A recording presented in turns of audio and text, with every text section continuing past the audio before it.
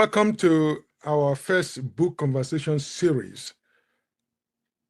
Today, we are going to start the series with a book by Rudolf Okonkwo, and the book is titled A Kiss That Never Was, Poems of Heartbreak and Almost Love. And our conversation is going to proceed in this way. Next, I will give my take on the book, a kind of a short review of the book. Thereafter, I will invite the author, Okonkwo, to discuss the book. I'm going to discuss the book, the poems with him. Then the third part will be, there will be a panel of writers, poets, and scholars that will join us to discuss the book. And each of those writers will also have a chance to give a short review of the book before we all engage Okonkwo on the merits of the book and anything else. Then the next stage will be the conversation will be opened up to the audience, and the audience will have a chance to ask him questions about the book or to offer their own opinion about the book. And then finally, the author Okonkwo is going to come in and give a closing remark.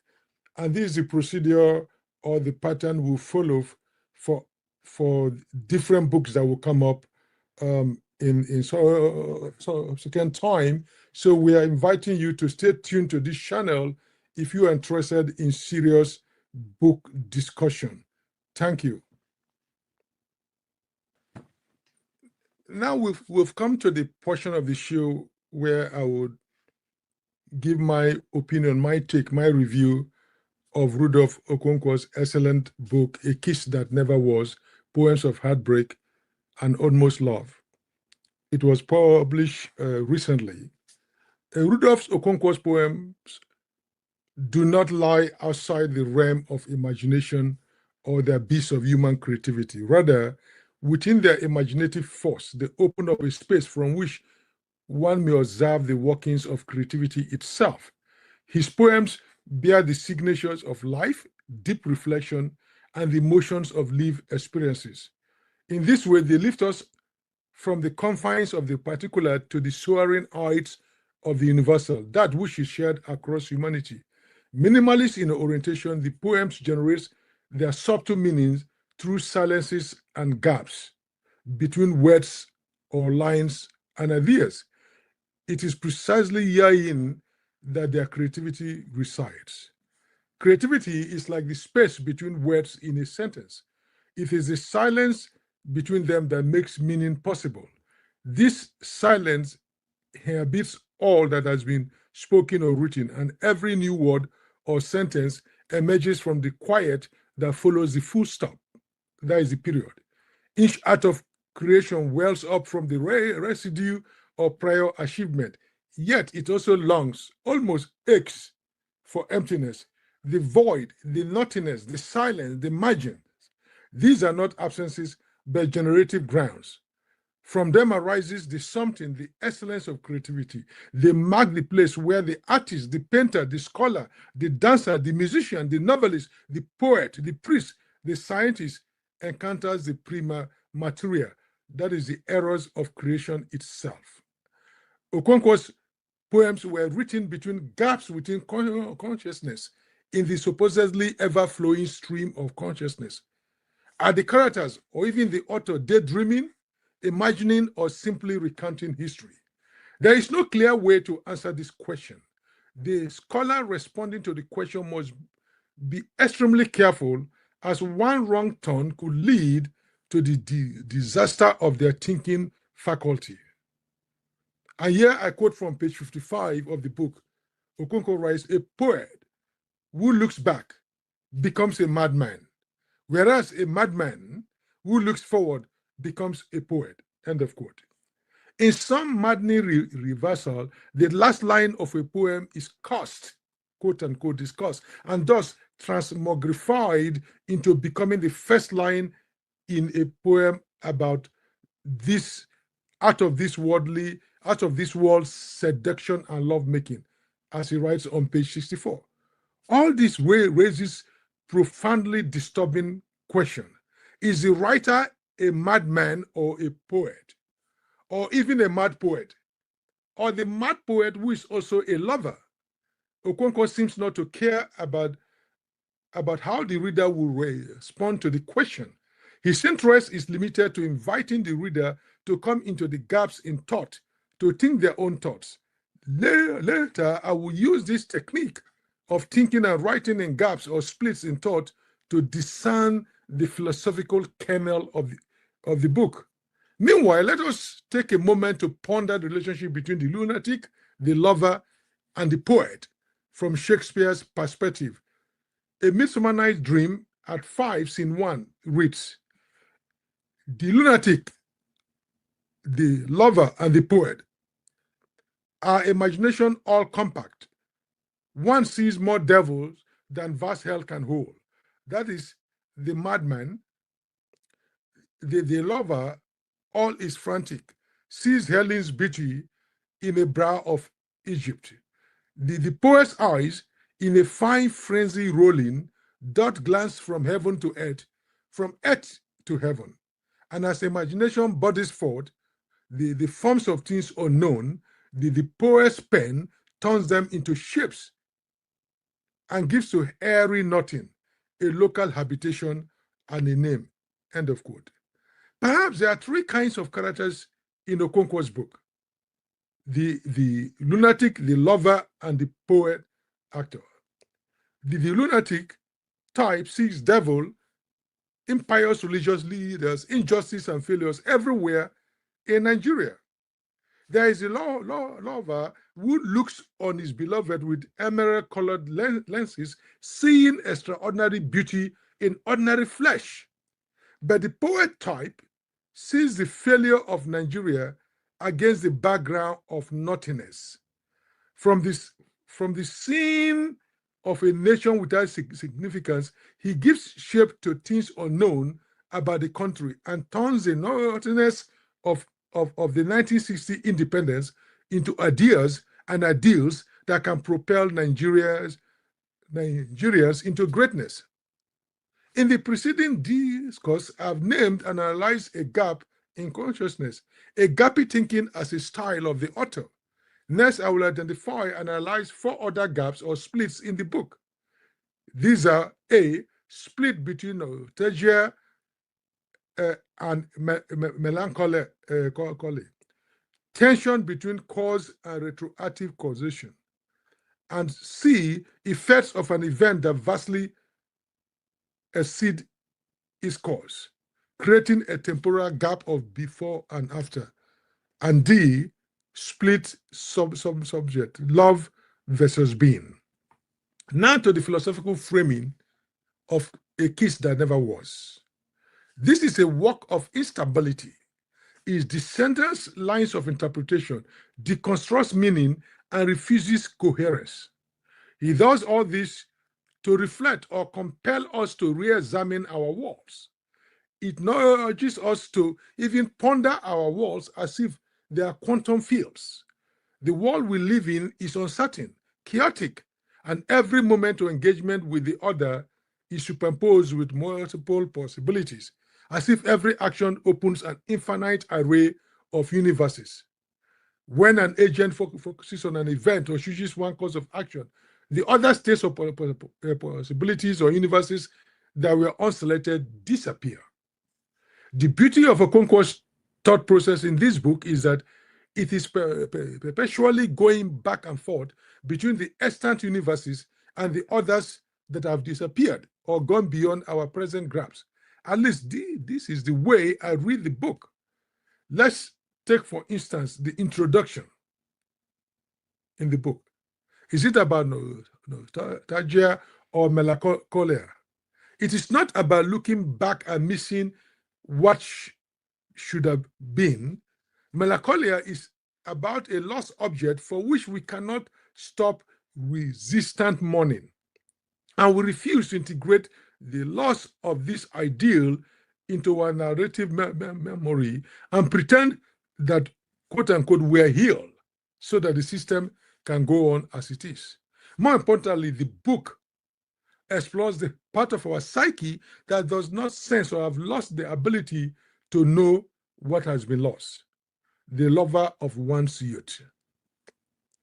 Okonkwo teaches us that even in the depth of melancholia, there is a critical agency. There is power to rechannel it for creative work. Okonkwo demonstrates that a part of melancholia remains that can serve a useful purpose, support the struggle for a better life. The work also inhabits another decentered gap between cause and retroactive causation. Let us examine this statement on page 20. He writes, I've had time to think on this. If you are mine, the one who got away, it follows that I'm not yours. Because if I were yours, you wouldn't have gotten away. Am I wrong? Or did you realize too late that I was the one? And end of quote. Is this a thought that moves from cause to effect or adopts the reverse movement? Is this causation or retroactive causation? The bad outcome of a decision is retroactively inscribed into the time of decision making. In this sense, the emergence of the outcome changes the past itself. You are never truly mine, as if this fact had existed before the temporality of the decision. It did not. It is only inscribed into the visual past. The split is retroactively posited that the cause of the failure is now located in a period before the decision, even though the failure happened after the decision. This brings us to another realm of instability in the postmodern, post-structuralist thought pattern of Okonkwo. Love is an event whose effect seems to exceed its cause. To use Slavoj Zizek's language in his book, Event, the effects of meeting Zebi, the lover that went away, are so powerful that the phrase with which he viewed the world changed. That is the character in the book. Zebi caused a radical break in the character's life world. There is now before and after Zepi. And the book is an attempt to retroactively assign reasons to the evental effect. That is the effect of meeting ZP and also her departure from his life. We now turn to the fourth gap that this work inhabits. The key to this is on page 21, and I quote, says, you know why the heart isn't so smart? Because we are somewhere, we long for where we are not. It is human nature. The drudgery of life realities pales in comparison to the phantom sky-high fantasy. End of quote. Okonkwo here dissenters thought, heart or love, from being. The subject that is infused with love is separated from being. Descartes famously stated, I think, therefore I am, and thus conceptualizing that thinking and being coincides, overlaps. For Okonkwo, this opposition of identity of being and thought is mistaken because love often intrudes forward in between conscious thought and being. The subject is forced to choose between being and thought/thinking, and not both at the same time.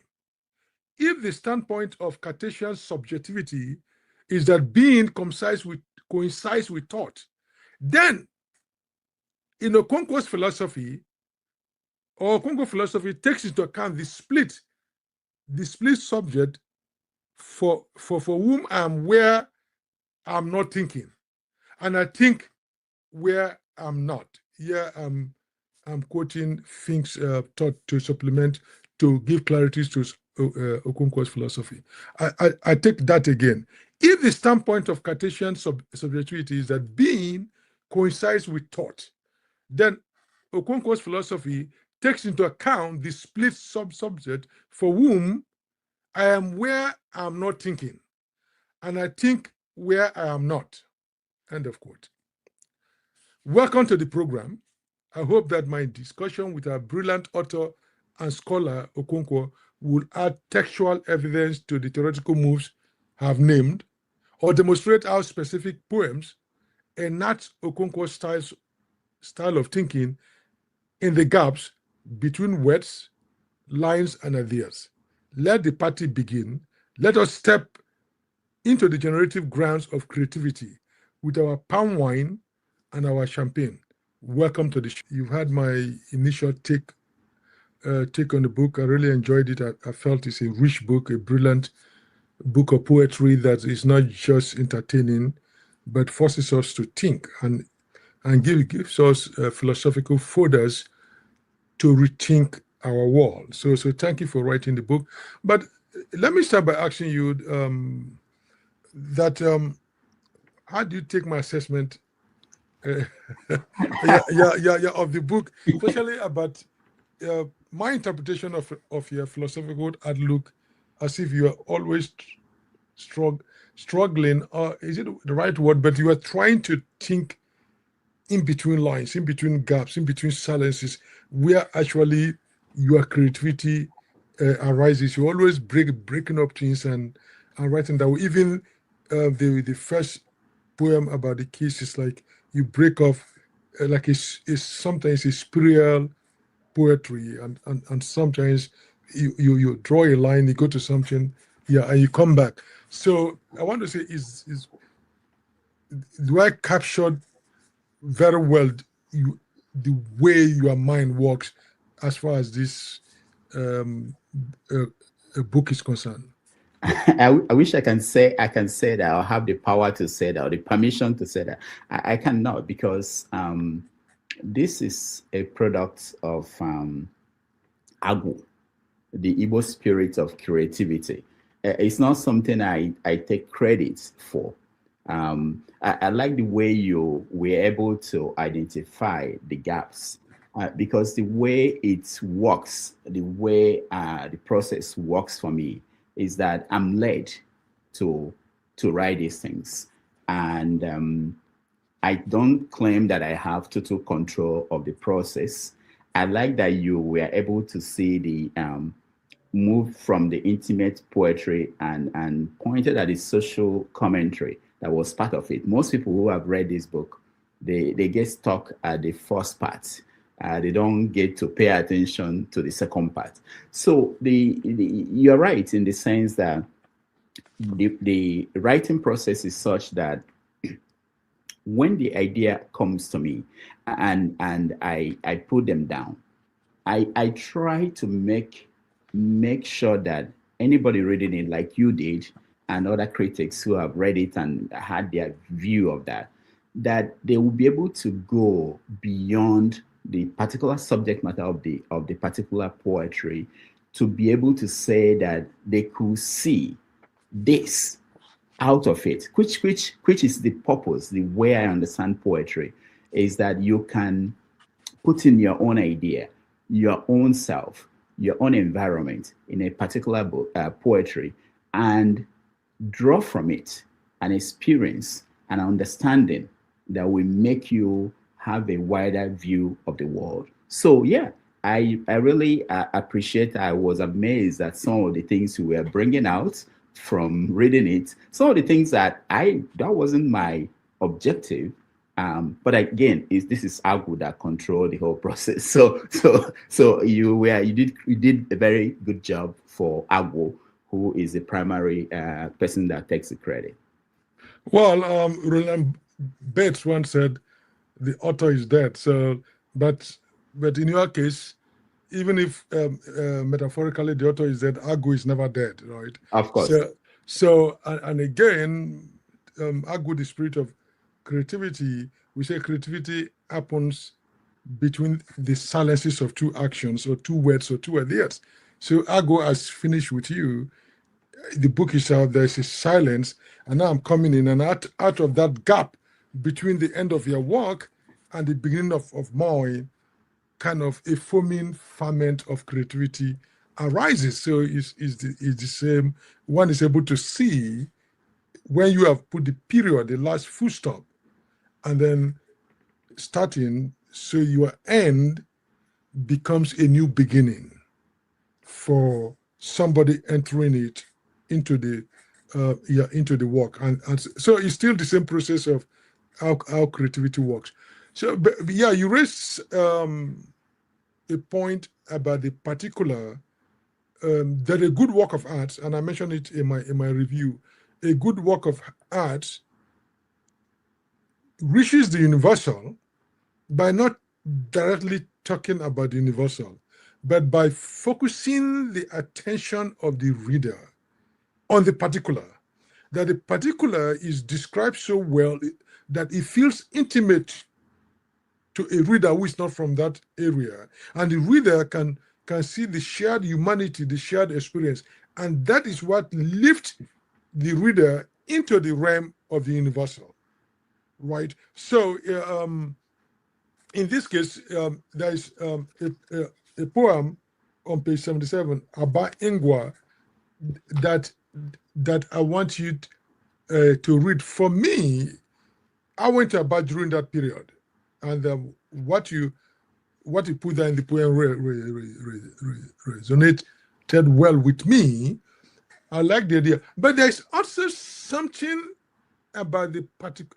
I mean, the poem is about Aba. It's not about Lagos. It's not about Boston. It's not about New York. It's not about even Owerri, which is close, or even Port Harcourt. But it's so particular about Aba. So one enters the poem and literally sees the decay, the deterioration of morality, and all those things. But as one enters the poem itself becomes a portal to understanding the decay, the corruption, and the vulnerability to death, both death as in D-I-R-T and also death as in D-E-A-T-H of the whole African existence, or at least Nigerian existence. So for me, that's where I read the poem. Because after you've read the poem and you saw this was about, but then it hits you that this is Africa, or at least this is Nigeria, because Aba used to be, when I was growing up in the 70s, people were talking about could have been the Dubai of today. People were coming from parts of West Africa to buy industrial city, happy people, and to see Aba went into that field, especially around the early 2000, 2010, 2014, around that period. Even now, here that it has turned for the good, at least is better. So I wanted to read that poem, and we can come back to talk more about it. All right, thank you. Abangwa. Even Chernobyl looks livelier. No, nobody dropped a nuclear bomb there. Just waste of a generation, begotten by a ravaged generation. Not even in Biafra, with bombs dropping from the sky like rain, did those once proud people crawl on their stomachs to lick their own filth. Oh, it is their filth, not anyone's else. It is theirs. Not even T.A. Orji's depraved filth. Did you notice the vultures wouldn't visit? Too deadly for those merchants of death. Yet they raise their children there. They toast our girls here. They guide bitter leaf soup into their mouths, right in front of this mountain of filth. Death is your name, Abba. Death is all who call this place home. You may wear white from head to toe, immaculate and conspicuous, to worship at the church of the Holy Ghost. But I tell you, my brother, I tell you, my sister, Your soul is as filthy as the walls of the anus. Your government has failed, but so have your hands and your brains and the little things that make you human. Yes, yeah, yes. Thank you. In short, as you read it, like the on the third line, it says just waste, right? So you're talking about all the household industrial waste that littered Abba Street, and then I could see the poetic move, just waste, and he said waste of a generation. So that has multiple meaning. Of course, it's a generation of people that are living in Abba, so this is their output. But it also means a generation is wasted in Aba, also wasted by their proximity to field, right? So so it has that one stops and says um, it is loaded with meaning, but then it says begotten by a ravaged generation. Now that again has for me dual meaning, either because those that were in power or the parents of those that in Nigeria, what they call the generation that took power after independence, begotten this one. So is a ravage, or what the Wolosian and other people call the wasted generation or the cost generation. So it carries that history, that knowledge, if one is aware of Nigeria. But it also immediately says, wait a minute, these are children of the parents, the Igbo parents that were ravaged by war.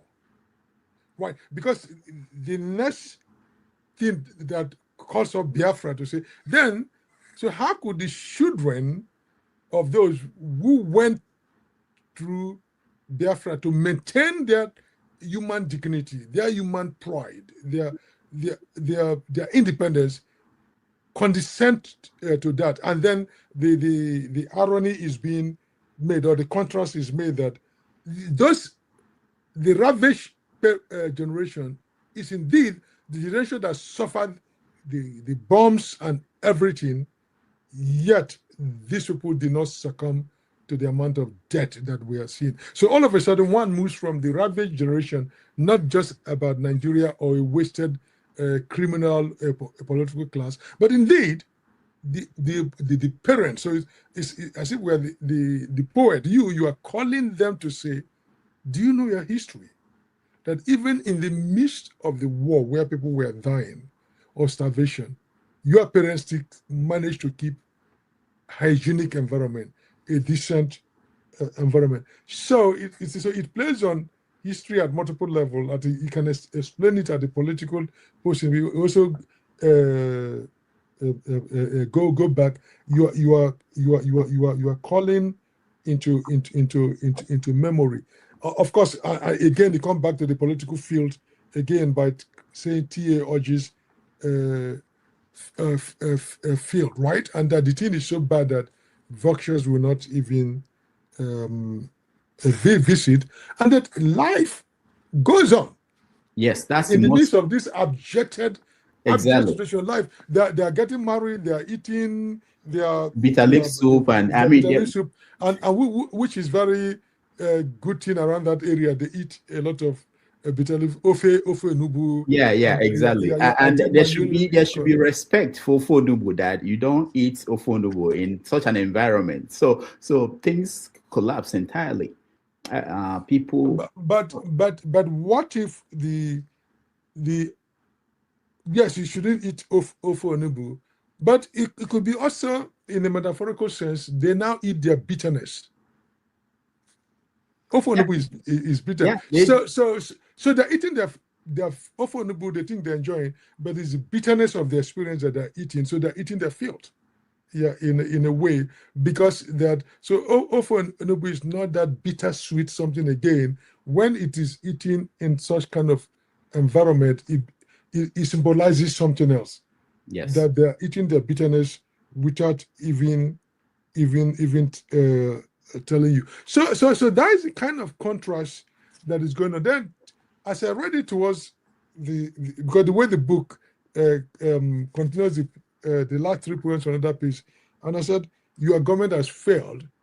And I said, that the poet is blaming only the government, that everybody has failed. Then I turned and I found out, yeah, we've all failed.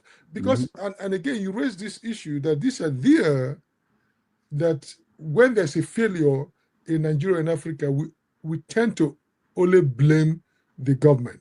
But from what you have said, you said, yeah, your government has failed. So are your hands and your brains and all the things that could make you human. So you are saying that they've even lost their humanity and they don't even know it. Yeah. Because it's not just their hand. They said all the little things that make you human, creating civilization, creating hygiene, caring for your health, doing things, and you live in that kind of field. But then one realizes, wait a minute, this is not about the poem in its dense particularity is indeed pointing us to the death and vulnerability to death, kind of the necropolitics, the poto environment, as they say, dirty environment of Africa's existence. So I want you to comment on that transition, whether once again, if I'm overreading you by moving from the particular to the you captured universal. it very well. You captured it very well. We always want to blame the government for failures, and the ones we can do, the ones we can change, we tend not to see that. We just accept that this is the way it is. So I had to get to the point of acknowledging, yeah, there are people who were supposed to do this, but what about you? What are you doing? How could you accept this? Your foreparents under difficult situations did not accept this kind of environment. Why did you accept it? And you're living your life as if it's nothing. That your humanity is also in question. It was horrible at that point. Talking about the 2000s, 2014 period, they had series of governors and governments that it appeared as if it was impossible to deal with. But you just saw what happened when you had this new governor come in and cleaned it up, which showed you that it's possible to clean up the bigger mess in Nigeria, in Africa, if people demand, demand that it should be done. It will happen. Yeah, let me ask you a question. Did you get any pushback from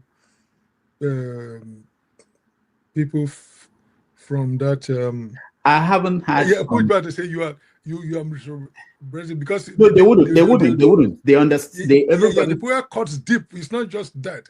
It causes because again, why it cuts deep? They didn't just call Ababa.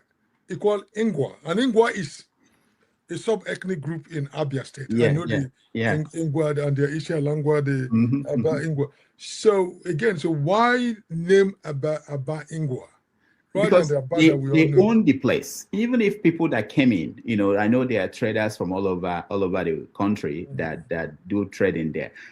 But the people who are proud, the Abangwa people, they are proud people. They are heroes. Their history is one they should be proud of. For them to see that and do nothing about it because the government failed, it's an indictment of them. You want to move them, you want to push them to say this cannot be us. We can't let this be. So this takes us nicely to the next poem I want you to read, because we are talking about individuals, no matter how small they are or they think they're not important, taking responsibility into their hand or doing something to address a seemingly bad situation or an outrightly evil situation, right? Individuals taking that effort and saying, I'm going to register my blow, even if I not go very far, even if it means I'm just talking to the empty wind, but I would rather talk or throw myself against the hurricane, even if it's not going to do anything, just to say that I maintain some agency. And so on page 53, you have a poem, He Died for Me.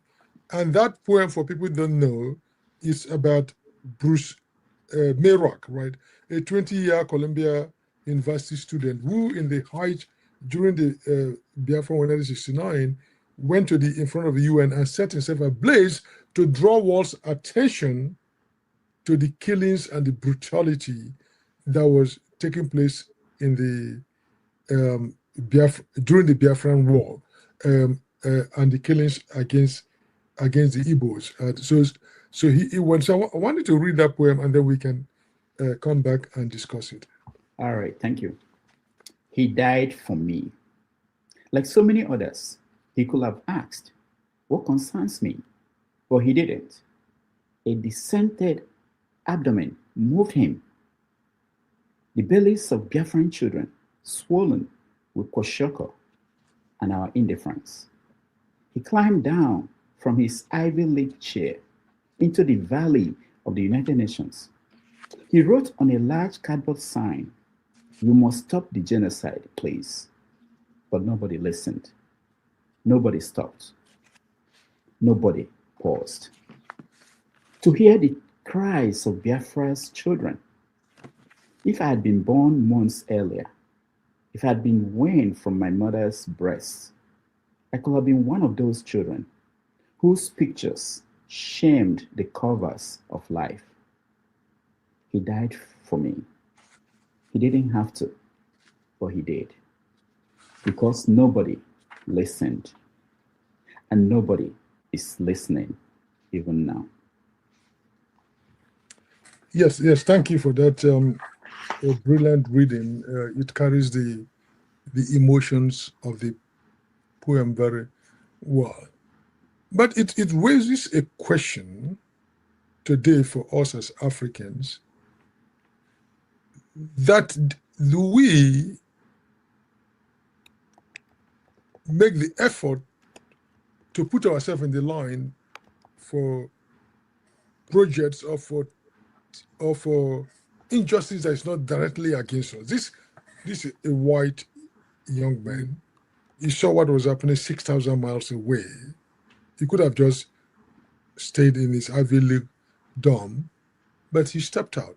So what is the message of this poem beyond the historical memory, bringing what he did into memory? Most people don't know this part of it, even didn't know his name, but he did that. But he also did something again to the way you play between universal and particular. Each particular action reminds us of a certain dimension of the universal behavior of human beings, that injustice against one person is injustice against all. Where do you see that kind of possibility in African politics today? It's difficult. Our people are not wired that way, the way they say that. The poem, first of all, pays tribute to the contribution of the young man. I happen to live less than 10 minutes from where he was buried, where he grew up, here in New York. But he showed you that certain things will impact people far away more than the people who are close by. There are a lot of Nigerians people who were in Nigeria then, who didn't feel the pain of people, children dying in Biafra. This is someone who was thousands of miles away, felt it to the point that he sacrificed himself to bring attention to this the horror of what was going on in Biafra. So it was a way of paying tribute to him, like I said. That's one. The second one is to bring up the idea that even us who survived, there are people we owe, people who pushed for something to be done. There are still, when I meet some Igbo people who talk about Biafra, I always remind them that you have not said enough thank you to countries that helped, people that brought food that people ate, that kept some people alive. There were people more people would have been dead. If you're saying 3 million people died, it could have been more than that. if the charities, the people who sacrifice, the people, so there's that part of it. But beyond that, it's also to point out that I could say that the people who fought the war, believing that they are trying to protect themselves, to trying to make sure they survive, that they don't get wiped out based on what was going on in the country at that time. They were heroes. They played their part. But there's this part of us not feeling the pain of other people who are going through terrible things in our time. And it touches me whenever I see people suffering in Gaza, kids being killed, or the one that happened in Iran or anywhere in the world. I feel it because I knew what it was like. I didn't pass through that myself, but I knew what people went through, where I come from. And I don't wonder. I have friends. I would look at around when I was a kid. Where is this guy's father? He died. When did he die? During the war. There were people who didn't know their parents, who didn't know. It was painful. And you can see that in today's Nigeria, what's happening in the northern part of the country, the Boko Haram thing in the northeast. Most of the people in the southern part did not feel it, are not feeling it. They are not in IDP camps. There are people today in IDP camps. There were people in the southeast, in the south, who were in refugee camps then.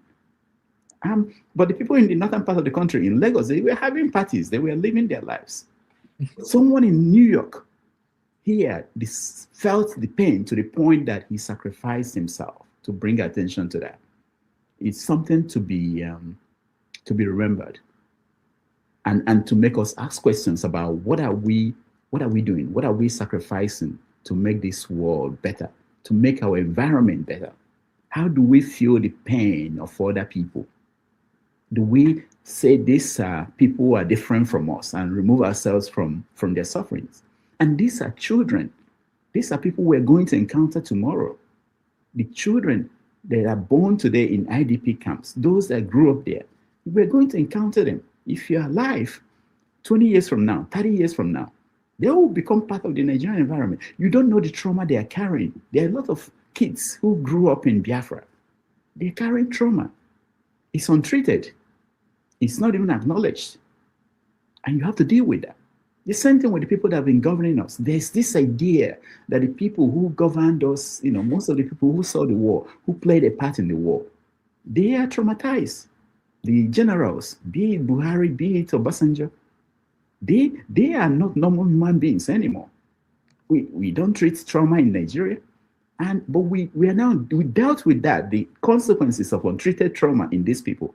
So we owe it to ourselves as a people, as whether you consider yourself a Black person, a Nigerian, an Igbo, whatever group, or a part of humanity, to care about what's happening to other people, no matter how far away they might be, especially people who are innocent. I'm not talking about people who are going out to fight, children. Yes, thank you. So our time, it's almost over. So let's move on to another scene, because I wanted to give potential readers kind of the breadth of your work, the different areas that the book opens up. So the next poem I want to read is on page 71. It's called "The Wishes of Oshodi." It's my take is, it's a poem that is a commentary on the way our worldview, the way we think, on the way we think, and the way we've not come to terms with our indigenous knowledge system, right? At the same time, the way we promote what is foreign, or sometimes we don't really seem to grapple the difference between fiction and non-fiction, fiction and and reality. And I think the beauty of your poem is that it's not you're dealing with fiction and non-fiction or fiction and reality. you are trying to put the reader in the gap between fiction and reality, in the gap between Hollywood and what we think as the old women, the wishes that fly. So you are saying there is a place in the gap between just calling for the death of somebody and versus making money out of it through Superman, or what is theoretically or on the stage believable and what is not believable. What is shown on the screen in the stage versus what is shown in the open bus and marketplace of Oshodi. So in between, you are always going between. There's this binary, but you are not always dealing with the binaries.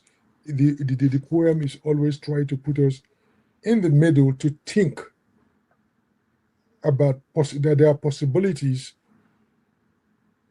available in the binary. So it's not whether the woman appearing on the electric pole or something versus the Superman in the future. But what is there in between? And in that, forcing us to not to reject or embrace one against the other, but to say in their point of intersection, in the intersectionality where these two worlds collide, how do we rethink our existence? And I think that's what did this poem, at least one way to read the poem. Of course, the humor of the poem is there, the joke is there, but it's also subtly and delicately telling us a very serious issue about the place of the African society and African knowledge system and our frames of interpretation versus what is happening in the rest of the world. So please read it. All right, thank you. The Witches of Oshodi.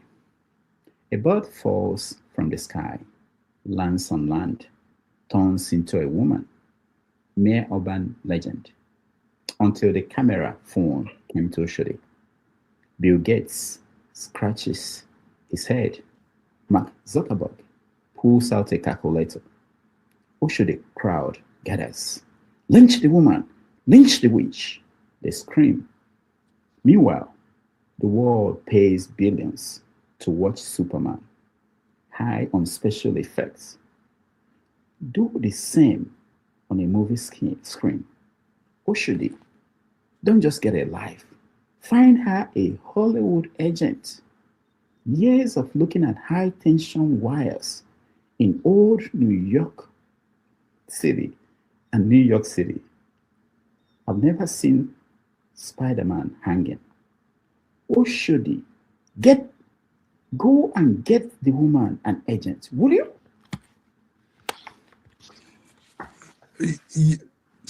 So, what motivated you to write? Is it a piece of your encounter with the crowd, or what is the source of creativity there? You know, growing up, you hear about witches flying at night, and you've never seen it. And then suddenly we had cell phones in the hands of Africans.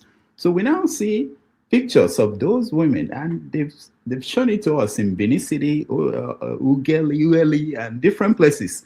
It's typically between Lagos and Benin City, Edo State, that we see most of those things. And we see these pictures, and people will be trying to wanting to kill them. You know, and I'm thinking, there was one you see on top of a roof, a woman on top of a roof. You see them get into a house, and the homeowner will come out and say, how did you get here? And people will come around and will be screaming at the woman, you know. And I'm thinking, instead of, I know we don't want to study things, we don't want to study the phenomenon, but there's one aspect that we could actually do. This is you have a camera. This is something they have to go in Hollywood and use special effects to capture it for us, and into the world we come. Let me tell you this story. I went home recently, and people were telling me about this juju man who could do wonderful things and make someone, they would stay in my hometown and make somebody in Lagos to die. And I'm like, is that possible? I said, if that man can do that, if you can be sure that man can do that, let me connect him to the CIA. I'm sure there are some dictators somewhere they want him to kill without they will pay him big money if he can stay in his village and kill a dictator for them, in North Korea, in one country, wherever. You see, we have to think outside the box. We don't have to limit ourselves to this way we used to think. If we have science there, scientific thing going on, and it can be used, it can be monetized, it can be something we can celebrate. Look at Harry Potter. This is our story that this woman wrote about and became big motion picture, big selling, highest selling book in the world. This is an African story. Why is it that they are the ones who are utilizing it, telling these stories and making money out of that, while we are stuck in the old place where we were many, many years ago? So I'm interested in getting people to question people and say to them, what do we think beyond just we have to kill them? We have to kill them. We have this there. We have to investigate what is going on. Even if we don't investigate, we have to capture it in terms of how does it work. You have camera. Show me, get the video. There was for you. I wanted to say that you may not have explanation for this. There was a period that kids are born in Nigeria and they'll come out with the Quran. They said, they came out holding a Quran, a small, tiny Quran, or they come out holding a small Bible. It's only in Nigeria that thing happens. It doesn't happen anywhere else in the world. And I would like to investigate, how did that happen? What happened to that kid now? 10 years after, 20 years after, who did they become? We don't know. So, and why is the copy of the Quran or the Bible? Yeah, exactly. Where did they preserve it? That would be historical. Where did they preserve it? People could go to a museum to see it. Of course. If it actually happened. Yeah. But someone may say all those videos they were showing of the woman.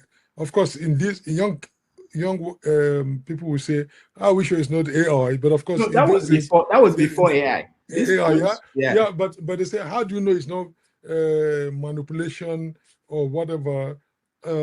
This thing, but at least at the minimum, I don't know if our scientists, our anthropologists, our staff go, okay, fine. If this woman is able to give her the benefit of doubt, and let's see, how did she get the power? How did she manipulate nature? And then is what she has done, is it repeatable? If it's repeatable by others, it becomes science, right? So what are the frequencies or part of nature that she's manipulating? But we just dismiss these things as if they are not important. Even the people that hold that kind of knowledge do not even value their knowledge. Let's assuming that what we see on TV or what we see with those camera shots are true. But my point is this, right? Like when he said somebody said in your village they could kill this. Why is it that those village witches and witches have not been able to kill governors and presidents of Nigeria that always hold their captive, right? Why do you have to go to the street and protest if they have such powers? Why are we waiting? Exactly. We don't need the CIA first. Let that man do something about take out bad leaders. Why has that not happened? Or are those people in the villages with supernatural power in cahoot with the political leaders who has given them a little bit of sugar to taste? Exactly. That's the assumption that they get something from those people. But I'm saying if they are making it a business now, that they have that kind of power, they can make somebody far away from them without touching the person have cancer. Okay, let's see. Let's try out. Let's see. Let's test. Yeah, and can those people also travel without visa? Yeah. Of course, we've had Pentecostal pastors that say, pastors are the ones who are doing that one. They are the ones that travel without visa. But I don't know if our rural people can. They don't have any need to go abroad yet. But these are efforts to make people think beyond this close way of looking at things. What is actually possible? Do we embrace empirical proof at this time, at this age, or do we continue with what so far is superstitious beliefs? What do we do? How do we transform our society? How do we look at what's happening around the world and see how we reform what we're doing? I'm not dismissing what the African science, the African traditional science, what it is, but we have to investigate that. I asked a doctor recently, who is a Nigerian doctor, I said, what were we doing with people who had diabetes before the Europeans came? How were they being treated? Type 1, type 2? What did we do? Did we abandon it? Could we reform it? Could we find out? Could we reform it? Maybe there is something that the world would benefit from us. We treated malaria before the Europeans came, before they brought chloroquine and all the medicines they brought. How did we do that? Why is it that we are not exploring those things? So this is just like what the poem is saying. There's a way to rethink. Instead of following the same trend, the same thing that our foreparents did many years ago, we could challenge ourselves. Yeah, so that's why at the beginning I said the work in this poem, in this collection of poem, that anywhere you go you're always putting the reader in some kind of an in-between space. Now here, in the last poem that you read, you have the traditional knowledge system and you have the Western imported knowledge system. And you are saying, I'm not saying reject the traditional way or embrace the Western way to the detriment of your inheritance. But you're saying in between where they meet, how can we rethink their intersection so that they benefit us? They generate the kind of knowledge that will make our society to flourish, rather than a knee-jerk reaction of going to one of the sides. So you are always putting people in that gap. So where Africa supposedly ends and where the West starts, in between, there is room, there is a space of creativity itself. Mm-hmm. And that is what this new generation of Africans, those of us that are alive today and the ones younger than us and the ones that to come, had to think through that space rather than saying there are closed boundaries. There are borders that one cannot cross, but they've intersected, and we need to stay in that gap to rethink where we are.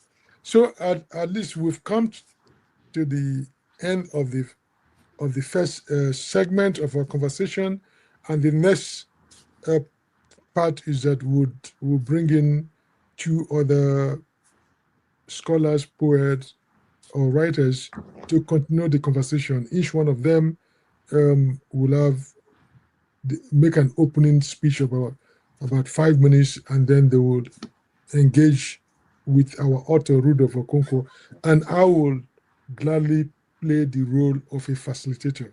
So thank you for watching so far. Stay connected, stay tuned.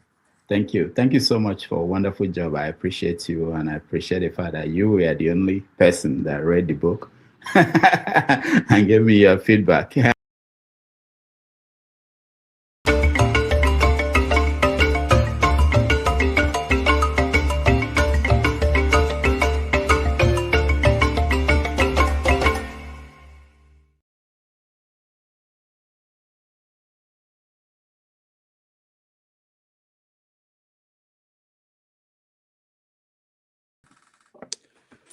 Okay, so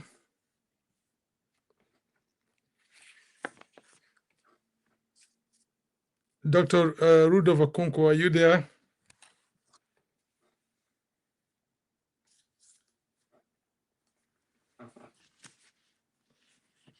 All right.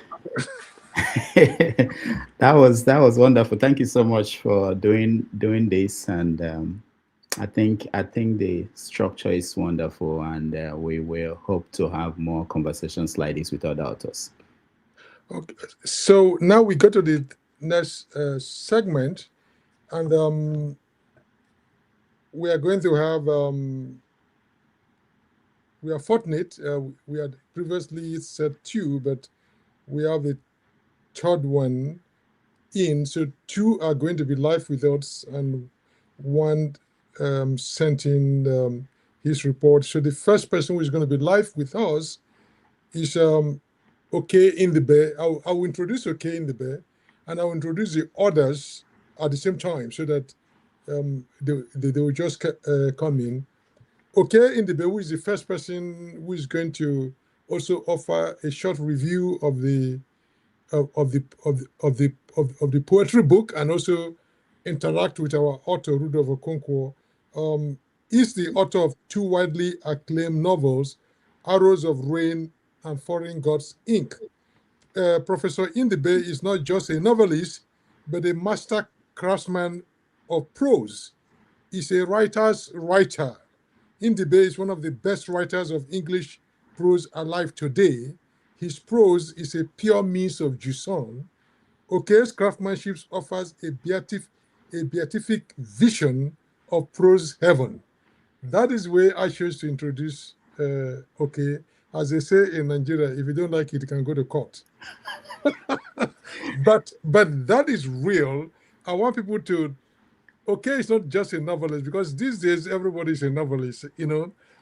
Some of us, like myself and Rudolf Okonkwo, are also pretending to be novelists or writers.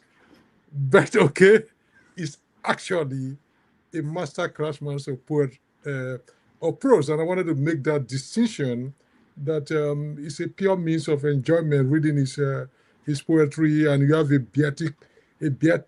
beatific vision of what prose heaven will be.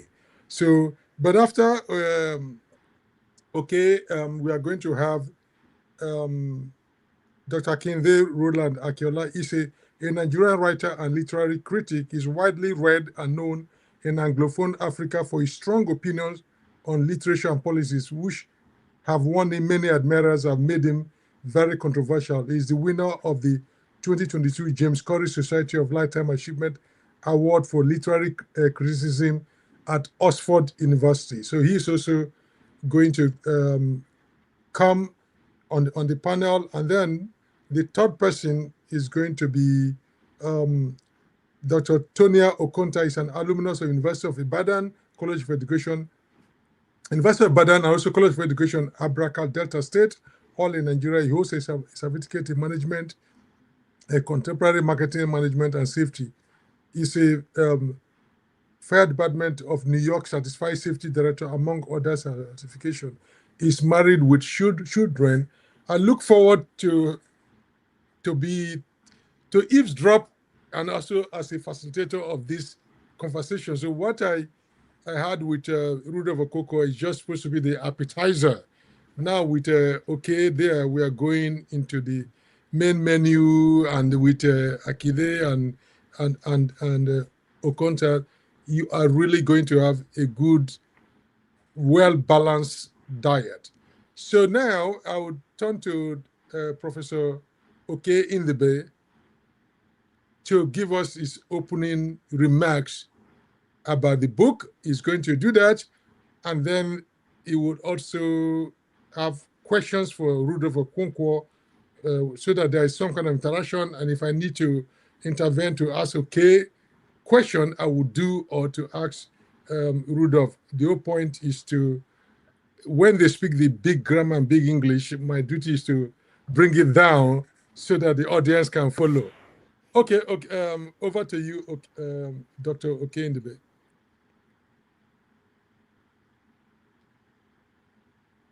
Mute. Yeah, okay. Can you hear me? Yes. Wow. So Nimi, when you were introducing me, or when you were proposing to introduce me, I actually was looking around the room to see if there was somebody I could recognize that you were introducing, but I couldn't find any such person. So you're very, very kind. And I just want the audience to know that Nimi and I have been friends for decades now, even though we're both very young. so we've been friends for years, and so when you hear that kind of introduction, it's actually the grace of long friendship speaking rather than the reality of one's achievement, which are quite modest as a prose writer. What I have to say actually is that Rudolf has, in many ways, annoyed me with this book of poetry. And I say this because Rudolf is somebody for several reasons. One is that I've always felt that the most visceral art form, the idiom, is music. And I think that in contemporary literary idioms, that poetry is a thing that comes closest to music. And so my fantasy growing up was to be a musician in the tradition of Fela Nicola Okuti. Unfortunately, I didn't have the talent, and only recently did I brave it into becoming a member of the choir in my church. And Rudolf, has made fun of me in that regard. Things that God is very forgiving to let somebody as untalented as I to sing in a choir. So it's a way of saying that my fantasy was to be a singer. Failing to do that, I then wanted at least to be a poet. I, in the end, settled for the art form of prose, and I've been mediocre at best, a middling talent, if you like. So Rudolf is somebody whose prose I have a healthy respect for. And then this guy just jumps into poetry. And so I want to announce to the world that I hate you, in a very profound way, and I'm not joking. But when Rudolf sent me this poem, this book of poetry, and it bears reading the way he marked the book. He said, "For Okey Ndibe, you now own a signed copy. Don't let my grandchild see it in a thrift store. Thank you for your years of friendship. Onward, Rudolf." It wasn't a simple autograph. As you can see, this was somebody who is a sworn enemy, ensuring that I will not earn my living the way I've been doing it, which is by sending books out on eBay, signed books especially.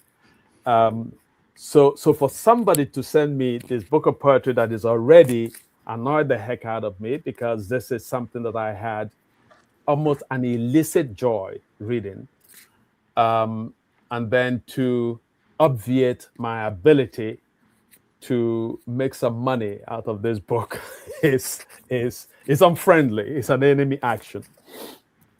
But Nimi, by the way, I like to say that having listened to your analysis of the poem and then your conversation with Rudolf, I sort of felt that my task had become almost an unnecessary one. There is a compendium to your analysis of the poem. Some of the poems that you've asked Rudolf to read are those that I would have invited him to read as well. Some of the questions that you have posed are those that I would have wanted to invite him to also read. But so I'm going to make just a few quick remarks and ask one or two questions. Rudolf actually knows that in America, you have to file your taxes. I think somebody told me that Tinubu is trying to institute the same tradition in Nigeria, which, for what it is, it's interesting. So today, actually, I have to do my taxes. So I have to answer to Uncle Sam, and somehow the appointment that I have with our taxman, that my wife and I have, sort of conflicts a bit with the time that we have for this conversation. So I apologize about the brevity both of my contribution and ultimately of my presence here. But Rudolf and Nimi, I'd like to again express my gratitude to both of you for initiating this conversation. Nigerians have this wry saying where they say, "In a book we go chop." And I tell people that if we take ourselves seriously, if we want to be producers rather than consumers of knowledge, then yes, we have to chop books. Okay. Some people think that there are too many opinions in the world, there are too many stories in the world, there are too many poems in the world. On the contrary, there are not enough good poems, there are not enough good stories, there are not enough people who are good at these things, at doing analysis, political analysis. And I think that the wonder, part of the power of what Rudolf does, is how, especially in the first section of this book, which announces itself as a kind of a lament. There is a poem of lamentation for a love that got away. It's a poem of lamentation for a love that could have established a particular trajectory if this kiss had happened. And reading it, one reads it with awe and with wonder. Because this is, first of all, is that Rudolf and I have been friends for years as well. So I sort of know the history out of which this poem and this book emerge. And I'd like to say that this is a very brave book and also a dangerous book in so many ways, right? Rudolf and I know that I have a separate book report to make to his wife.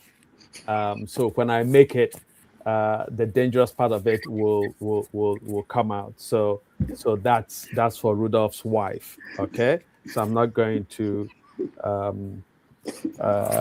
do a public accounting for this dangerous book of poetry that Rudolf has written. But there's a sense of crushing innocence in this book, especially in the first section, right? It has both the sense of a coming of age exploration of the most essential question, the question of desire, the question of love, the question of the ways in which the ideals of love can lead to maddening consequences. In this case, a consequence of failure, where the poet reflects on what might have been had this kiss happened. And so one of the things that struck me is just the amplitude of mythic and literary as well as cultural references that we encounter in Rudolph's work. So the very opening of the poem, the first section of the poem, evokes and invokes Walt Whitman, Langston Hughes, and as you read the other parts of the poem, you encounter sort of oblique references to Okigbo, to Tricia Nwobani, to Chimamanda Ngozi Adichie, to Christopher Okigbo, to Lionel Richie, to Ngugi wa Thiong'o, to Ifeoma Madiume, to Bob Marley. I was talking to Rudolf recently about a line in one of the poems where it says that we need money to advertise our poverty.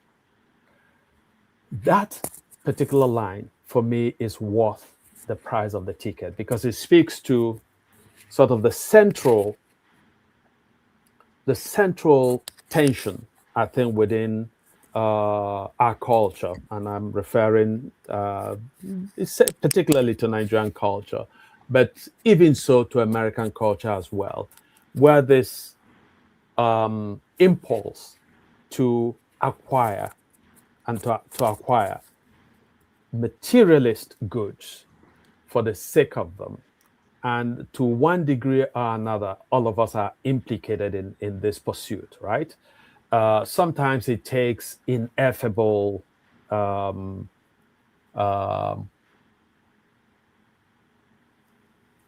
versions, right?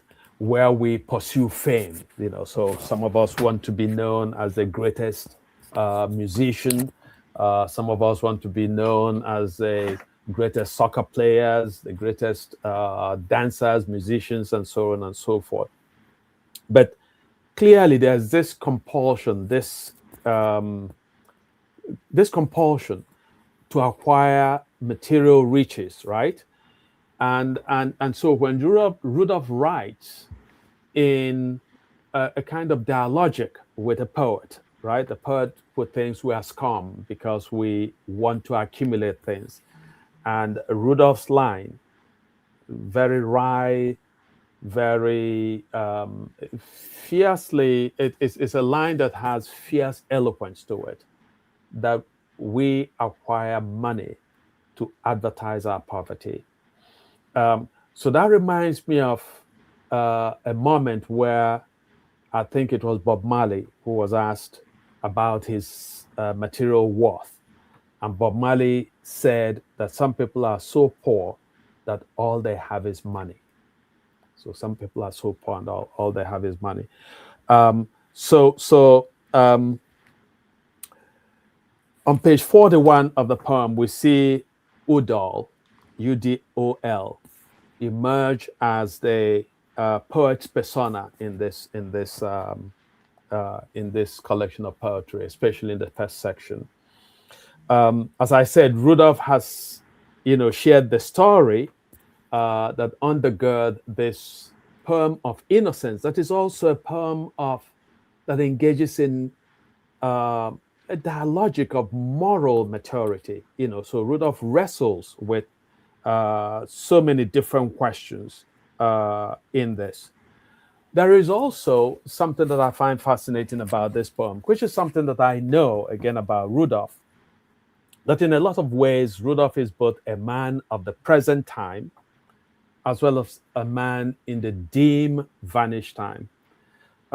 Anybody who knows Rudolf knows that for years, I don't know, Rudolf, if you still do it, Rudolf kept a daily diary, okay?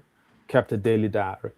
That is the kind of thing that for young people who have grown up in the last 30, even 40 years, will seem so archaic and so outmoded. But there was a time when so many people, including my father, engaged in daily diary writing.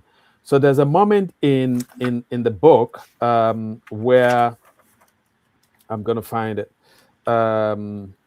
where they hold on, where okay, anyway, where the object ZP, the object of this desire, says that she's afraid of talking. I have to hang up the phone because I'm afraid of talking. And the persona in the poem says, my own fear is that of writing too much. So so it's one of those moments where I recognize the poet or the Agwo standing Rudolf or Udolf or Udol in the poem. So Rudolf removes his first name and then removes the first letter, of his first name and the last letter to create this persona, Udol. One of the questions that I have, Rudolf, in reading your book is, I'll refer to pages 45 and 59. So on page 45, you write, I'll let you in on a little secret. I've got something the world will give anything for. I've got hope. So I want to underline hope. On page 59, you write, I find hope and with hope I have everything. Adieu, my teacher. So this is a rather excellent elegiac poem, an elegy for Ola Rotimi. And I know that Rudolf has been a fan of Ola Rotimi's work. So the question that I have for you, Rudolf, is that part of the poems, there's a current, an undercurrent that runs through your poem. And it's an undercurrent of a world of pathology. It's a very pathological universe that you create, even though within that pathological darkness, we see sort of little flickers of light. And so I know that years ago, somebody in an interview had asked me, why did I continue to write about Nigeria? This was the 2 decades or something when I wrote a weekly column on Nigeria. And somebody said to me, Nigeria is a wasted project. So why do you spend so much time meditating on this country, worrying its problems in your column week after week? And I said to this person that I had hope in Nigeria. And but I said I wasn't optimistic. So hope becomes a sentiment. Okay, hope is like faith, so I have faith in God. If somebody said to me, reduce God to mathematical proof, I'll say, you've got me there, but I have a stubborn faith. So in the same way, I have this stubborn hope in the possibility of reclaiming the Nigerian project, in the possibility of us finding a different trajectory for our nation and ultimately for our lives as Nigerians, say, or as Africans or as Americans. So, but then hope is not the same as optimism. Optimism is more objective. You have to point to certain things and say, on account of these factors, I'm optimistic. It seems to me that when you say, I have hope, that hope is simply a choice you've made. You've refused to surrender, as it were, to despair. So my question to you then is, when you speak about hope, how do you see the hope that you enunciate in this collection of poetry, as opposed to the swarming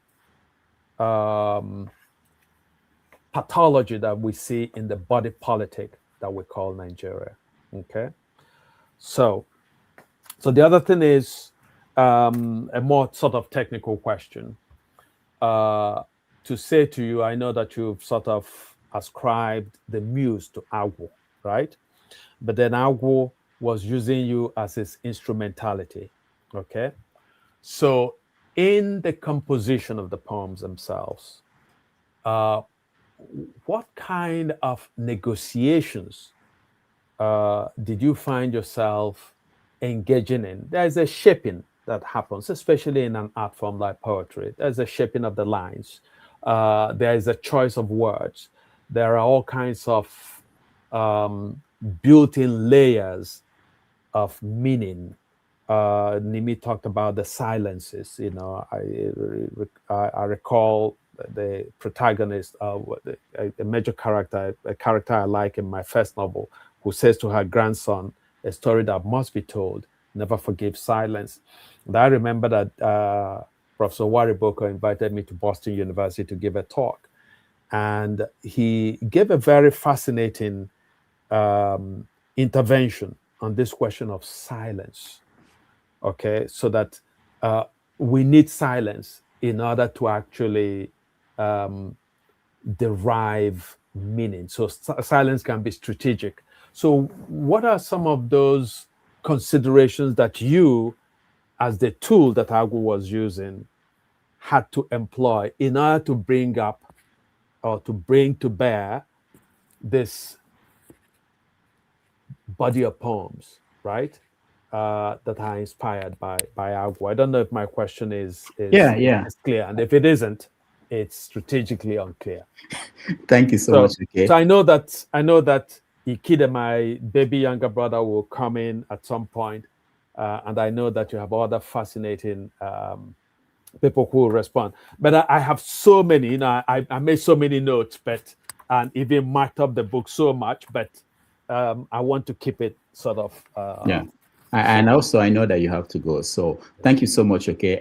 When Nimi was introducing you, he said something, and that is very key. It's not even about your pros and all those the ones. The most important thing about okay, and you can't say this about most writers, is that you said he's a writer's writer. There are so many writers who don't care about other writers. Okay cares about other writers. I'm not saying this because you're here, but it's important that people know there are writers who basically it's all about them and they don't. Anyway, so that's by the way. About hope, and I used to say that the ideals of Nigeria, they've not been tried and found wanting. They've been found difficult and left untried. And that's the way I look at most things in life.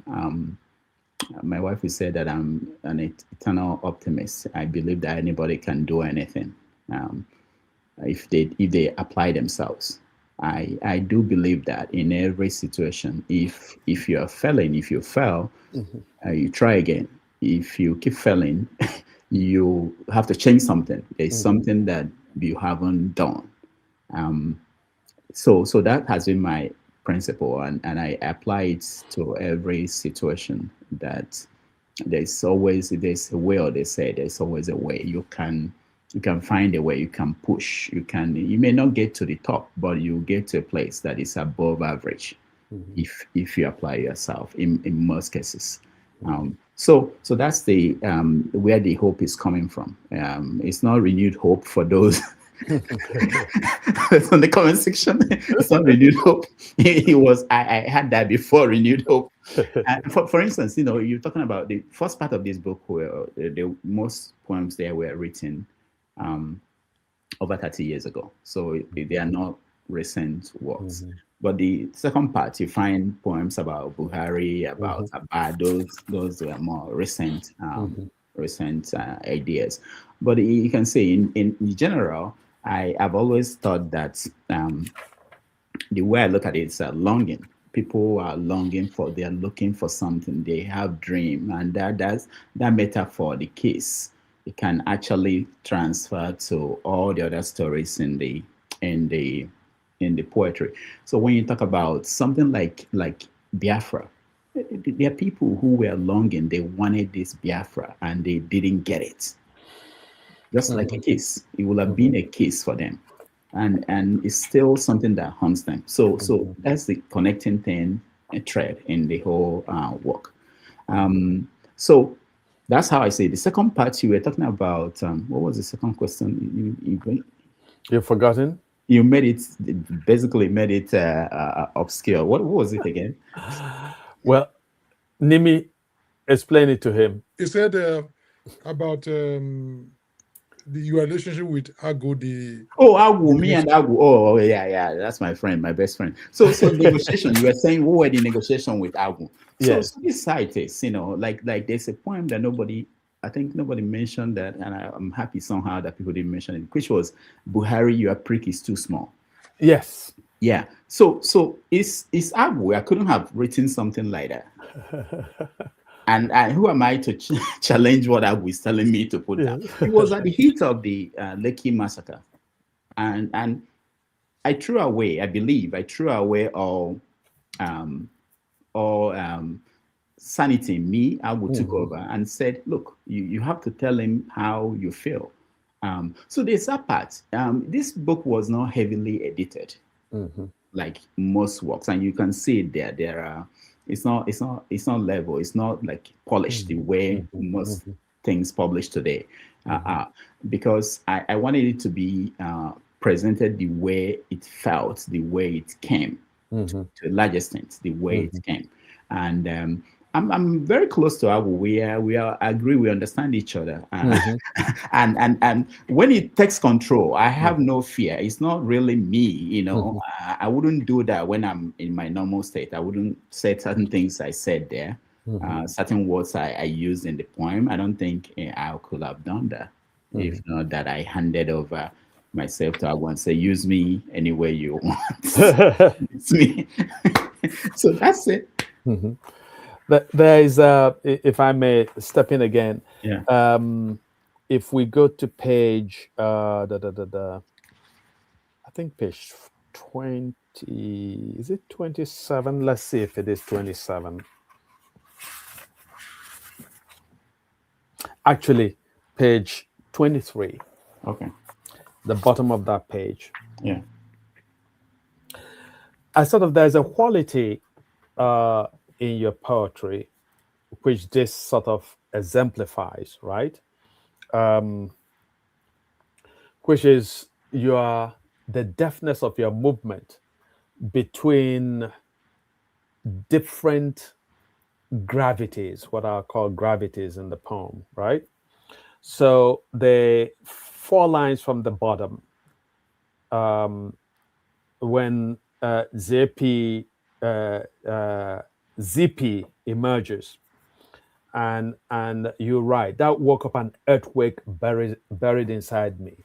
Okay, so we have this this geological, tectonic, chaotic response to this young woman emerging at the airport. Then, so you go from this upheaval, this tectonic upheaval, to then you bring the language down several notches. I was never the same. So from earthquake to I was never the same. Then you go to she was an apple-faced girl, fresh like the African morning. So it's a brilliant move where you, as it were, amplify things to the highest, to the level of an earthquake. Then you quickly bring the reader down, to apple-faced girl, fresh like the African morning. So it's actually a brilliant move because a less deft poet might have stayed at that level of the earthquake, and then the reader will begin to resist this and say, there is not a girl who will come and provoke this kind of reaction. So it's a quick quality there. And then there is a moment in the also in the poem, let me see if I can find it quickly, where you sort of engage in the persona in the poem is able to laugh at his own self. Let me see if I can find it, because I think that's another quality in your poem that is really, really brilliant. Okay, let's actually go to page 27. The middle section. We danced once, ZP and I. We danced like 2 leaves caught in a whirlwind.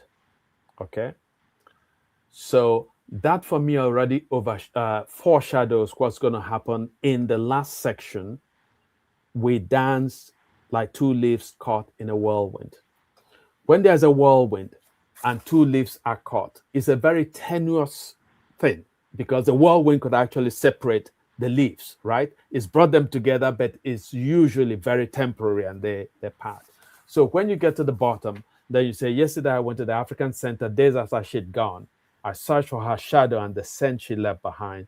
I spoke to the walls, invoking her presence, her perfect swinging body, luring dancing feet, and charming, smiling face failed to appear. I bent down on the dancing floor, looking for her footsteps, in futility, of course.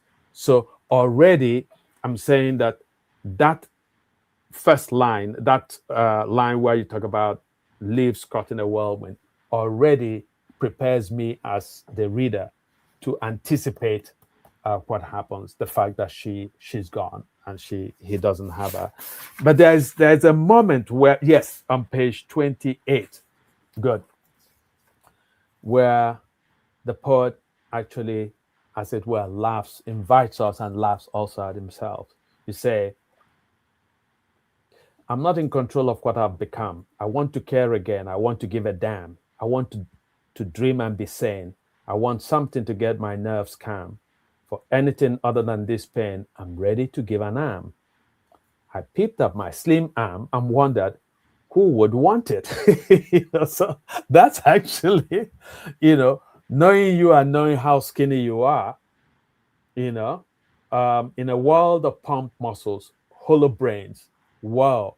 So both making fun of yourself, but also making fun of these muscle-bound honchos, hollow brains and fleeting focus, who will perch on a timeless Iroko tree. I don't want to hurt myself, I said. I don't want to hurt anyone. So that's, so these are some very deft movements in your poem where you're able to shift. And as you shift, of course, the reader is shifting both in space, but also emotionally within the poem.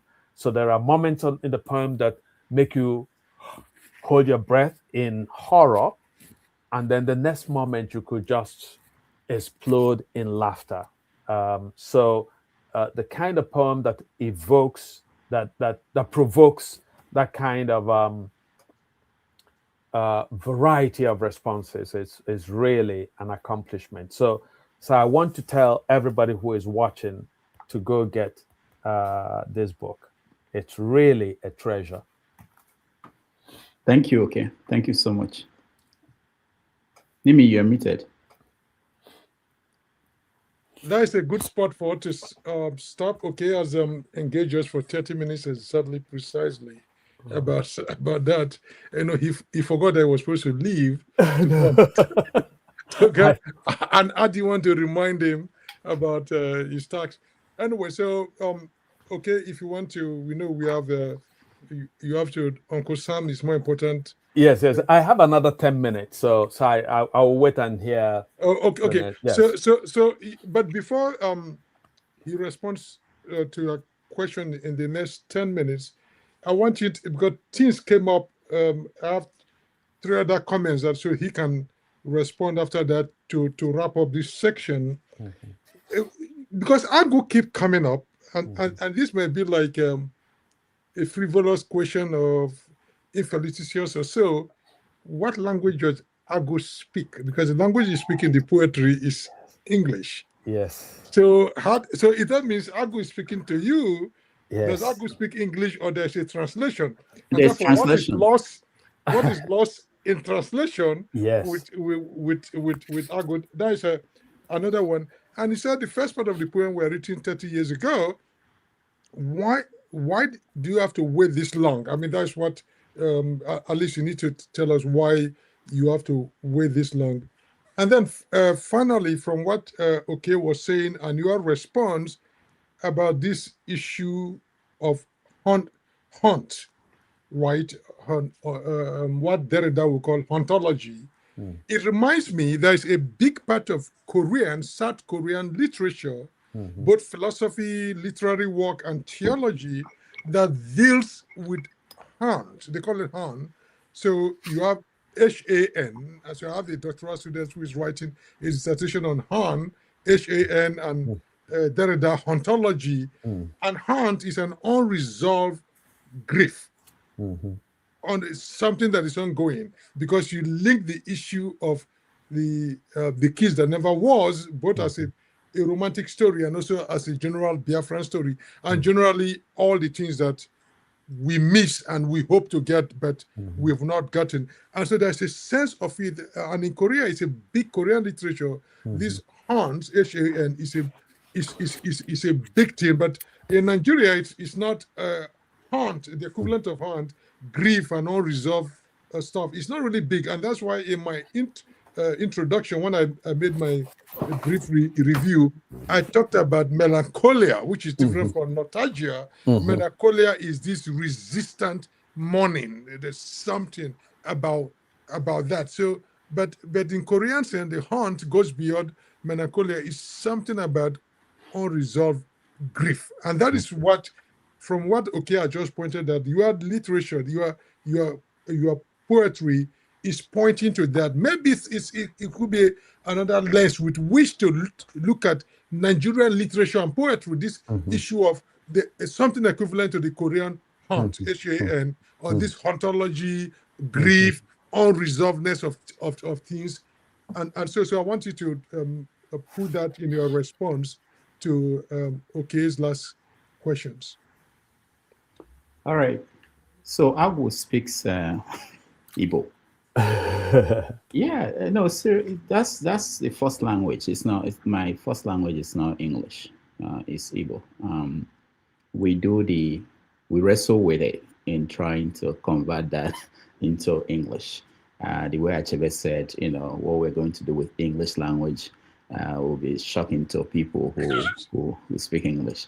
And I had a friend who read the book and said some of the lines sounded like what I read in Things Fall Apart, like proverbs and things like that. So but that's the way I struggle with writing and documenting what is coming, inspiration that come to me, and you can see also that there was a period you find some Swahili expressions, some words from Kikuyu, which is a language of the Kikuyu people in Kenya, because at that point I was immersed, I was deep into Kenyan society. I had a roommate who was Kenyan at the point that most of these works were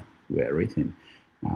The question about why did I wait 30 years to publish it? Maybe I should reveal this here. These poems, especially the first part, A Kiss That Never was part of a novel that hasn't been published. I went to a reunion of my university where I did my MFA, and I saw some poetry that were published by my classmates. And I said, oh, I read them. I said, why am I not trying to publish my works? Because I've never sent any work of poetry to anybody to publish. So I said, okay, since this novel is I'm still struggling for 35 years trying to write this novel, Death on Mount Trashmore. Everybody knows the title, but nobody has read the book. In fact, all my friends for 30 years, they keep saying, where is that novel you've been writing, for 30 years? It's not out yet. So what I did was I said, you know what? I went to the book and I extracted some of the poems that I've attached to the book, and then went back to my old diaries. Okay, mentioned the diaries. I'm still keeping them. More than 40 something. I think I started in 1985 or 84 before till today. There are some periods that I missed some days. But since 2009. I have only missed the period I went to Nigeria last year. I went with a separate book. I didn't want to go with my current booklet.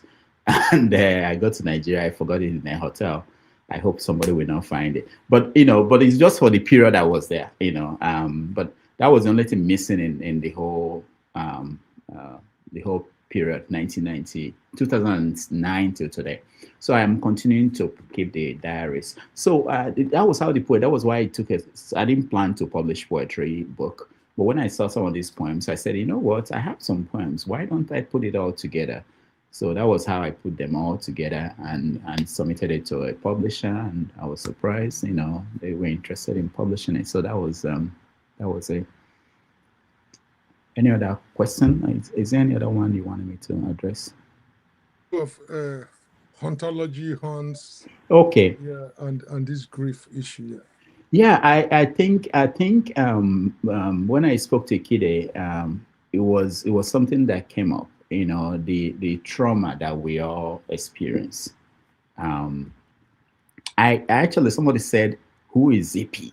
I said, we all have our ZP. I hope you have your ZP. If you don't have a ZP, you're in trouble. Maybe you've not lived. But I think we all have our ZPs. The surprising thing is that there were people that I know, very close friends, who told me stories about, like their ZP. And when I gave them this book, they have not commented. They've not said any word to me. And most of them are men. And there's this, I think there's a fear of appearing vulnerable, like you're exposing something you shouldn't have exposed.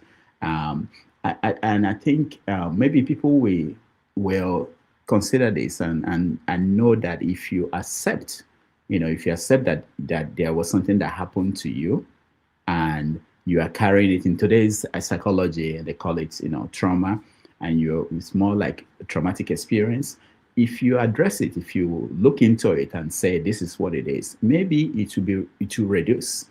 The moment this thing was accepted for publication and is put out together and it's out there in the world, there's a sense of relief from my own part that, okay, this chapter is closed. Is something that it's something came out of it, and you, in the process, you actually process it. In the process of getting it together, you process the experience.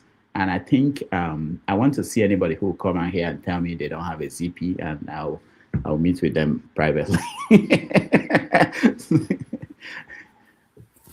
Yeah. Okay. So, do you have any? No. I wanted to again thank you, both Rudolf and Nimi, for really inviting me to be part of this conversation. It's going to be my huge loss that I have to run to do something prosaic like taxes, so I won't be part of the rest of this conversation. But Rudolf, I'll be making my final report to your wife. Thank you. No problem. Yeah, no problem. All right. Thank you very much. Let me tell you, she's afraid of Agu. Oh, she is? Okay. Okay. You can't challenge Agu, Nobody does. She speaks Agu's language. So right. Anyway. Yes. Okay. So thank you. So we're now going to go to the next panelist, which is Ikhide, also the luminary scholar, as they say in Nigeria, who is going to come and then after that, the next person will be Tony Okonta. Then it will be opened up for everyone in the audience to offer their views, their critique, their contribution, and pose their questions. So now we can release Okey to go and do his taxes so the American infrastructure and bridges can go. Thank you very much. All right. Yeah, can go on. Okay, thank you. Okay.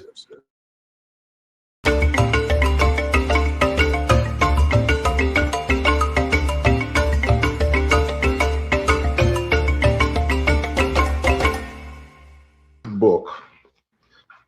Let's see. A Kiss That Never Was, Poems of Heartbreak and Almost Love, by the one and only Rudolf Okonkwo. It's a book of poetry, it's a book of poems, and it's very interesting.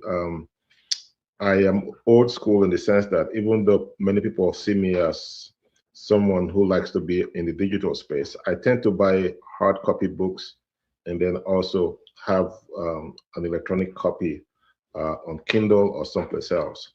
This book I bought it on I bought it on Kindle, and of course I got a hard copy. But the other day I didn't have to look for it. It turns out that it's always by my side of the bed, which is interesting because I always have a book of poetry with me when I'm about.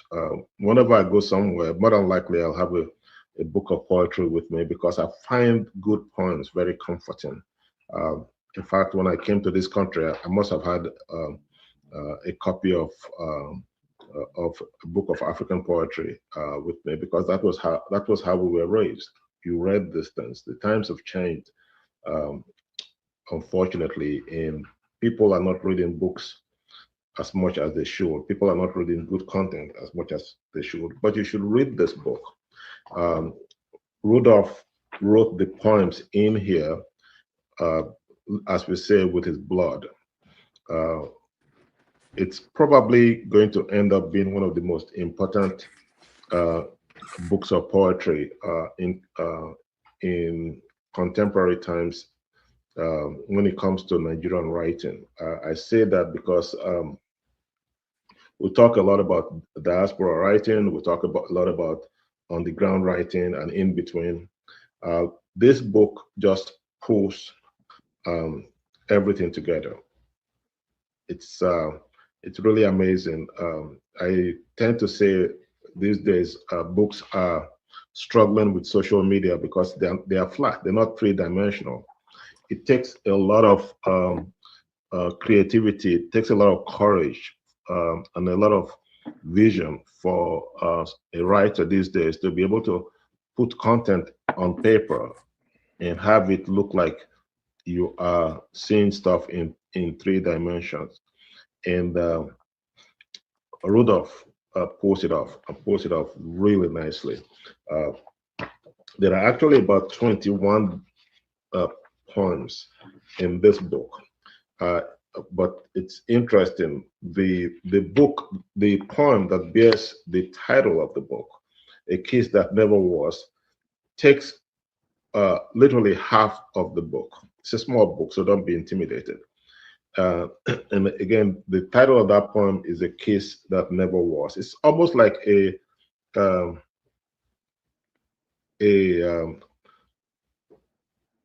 coming out of a childhood coming out story. Everything is in there, and if you want to, it's a deeply personal poem, not just for Rudolf, but for the reader. You go to the places that the poem has been to. You fall in love with the people that the poem falls in love with. And Rudolf expertly marries the poem with books that I have read. For instance, Whip My Child by James Ngugi, as he was called at the time, the late great James Ngugi, who was later called Ngugi wa Thiong'o. So you should really read that poem, if anything. It takes you to America, it takes you to Kenya, it takes you to all of these places, and it takes you into the heart of the writer, and your heart just goes out to him because you can also relate to him. It's about loss. It's about he called me, right? losing something. It's about winning something out of the loss, and it's just a really heartbreaking love story. And I've often asked, a couple of times I've asked, and this one is there more to this story? I'd like to know more. What's the backstory to this poem? A Kiss That Never Was. So it's again, it's half the book, and in order to really appreciate it, you've got to savor it yourself. And the thing that I like the most about the book is the innovation. I generally have a problem with a lot of Nigerian poets who tend to reside in the US or in Western institutions, and they come out of those MFA programs with very well disciplined, refined poetry. There is no edge to it. There is no attitude to it. This book has everything plus more. It's got edge, it's got attitude. It's just one long, drunken, beautiful rant that comes straight from the heart of a very sensitive soul. In fact, I was taking notes as I was reading the book, and I put it out in the form of a review. And the title is, believe it or not, is For Rudolf Okonkwo, Of Drunken Rants, Hell's Exile, and That Kiss That Never Was. So read the book, and just in case you were to ask me which is your favorite poem, you already know it's A Kiss That Never Was, because it speaks to me. It also speaks to some of my journeys when I was growing up, when I was young. To give you a sense, in Whip My Child, there are two main characters, Njoroge and Mwihaki. Njoroge was in love with Mwihaki, and I also fell in love with Mwihaki. And so when I saw the correlation with that book, it took me back to my teenage years when I was walking around, moping around in my room, looking for Mihaki. Can you believe falling in love with a character in the book? So there are different, in terms of the innovation, Rudolf experimented with different forms. And outside of that, the poem that I just told you, there is one I really like. It's called Aba Ngwa. And so it brings together a lot of stuff. And I think what I should do is just read it to you. Aba Ngwa, even Chernobyl looked livelier. No, nobody dropped a nuclear bomb here. Just waste. Waste of a generation, begotten by a ravaged generation. Not even in Biafra, with bombs dropping from the sky like rain, did these once proud people crawl their stomachs to lick their own filth. They toast our girls here. They guide bitter leaf soup into their mouths, right in front of this mountain of filth. Dirt is your name, Abba. That is all who call this place home. You may wear white from head to toe, immaculate and conspicuous, to worship at the church of the Holy Ghost. But I tell you, my brother, I tell you, my sister, your soul is as filthy as the walls of the anus. Your government has failed, but so have your hands and your brains, and the little things that make you human. It's playful, it's hurtful, because it goes back in time in history, and it also comes back to now. It's almost like Back to the Future. What has changed in Nigeria? What has changed since Biafra? And what prompted this? There are so many questions that the book pulls up. And the beauty of it is Rudolf allows you to experiment yourself. He's not going to explain it to you. You have to just Google it. And once you Google it, you go down this luscious rabbit hole.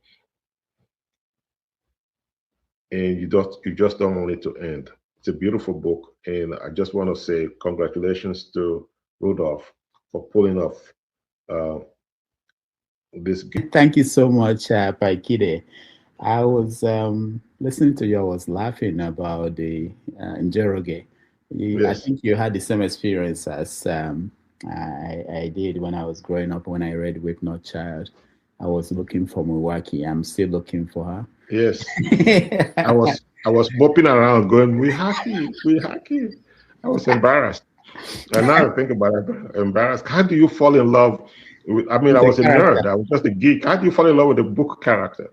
That was the power of the book in those days, you know. Yes. And when I still remember the last page of the book, when Njoroge went and opened the door for her mother, for his mothers, the loss, just this, and that is what this book does to me. You know, just the, in a sense, life is about constant loss, and it never ends. Really, it never ends. The loss, no matter how old you are always losing stuff, and it's even more painful now because you are too old to tell people that you lost stuff.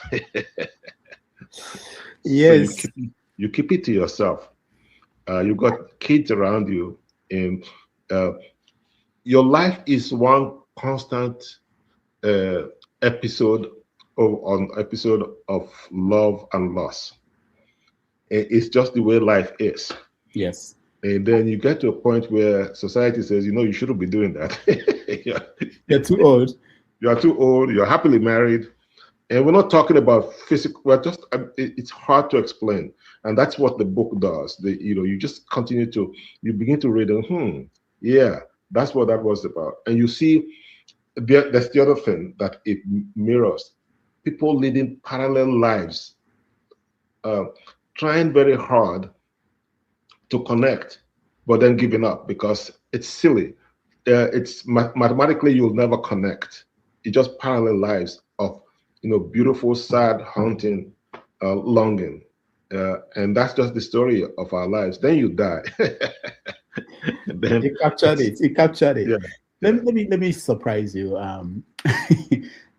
Like you, I read Whip Not Child in high school, and then in college, one day I wrote the Daily Nation in Nairobi, and I told them I wanted pen friends. I'm a Nigerian. I Yeah. was a student of Federal University of Technology, Akure. I wanted pen friends from Kenya. I got like probably more than 100 letters in one day. The next day, more letters from Nairobi, from everywhere in Kenya. And I started writing them. And I started writing those, replying to those people.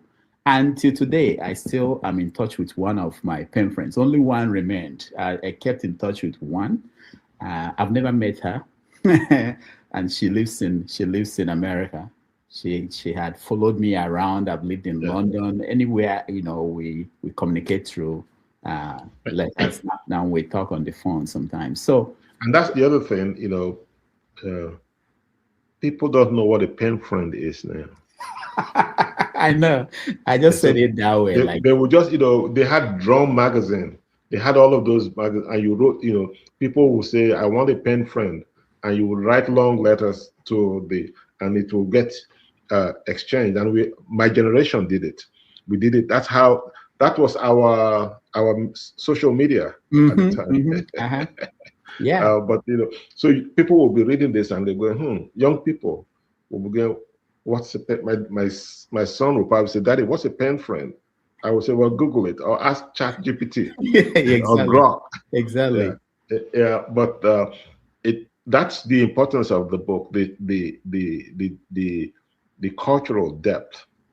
That it never occurred to me that we had not started recording.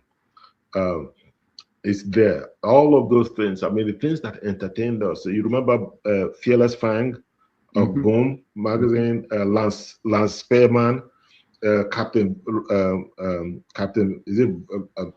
Victor Rabonzolo, all of those picture magazines that were. In fact, my generation, people would cry if they were not given money to buy those picture magazines. James Hadley Chase. Yes, James Hadley Chase. All of those. Pacesetters. Yes, Pacesetters came. I left the country in 1982. Okay. And Pacesetters came in the 80s, I believe. Yeah, 80s. Yeah. I was in high school. And so there was the Pacesetters I don't know about because it's a marker of the darkness that enveloped me when I came to America.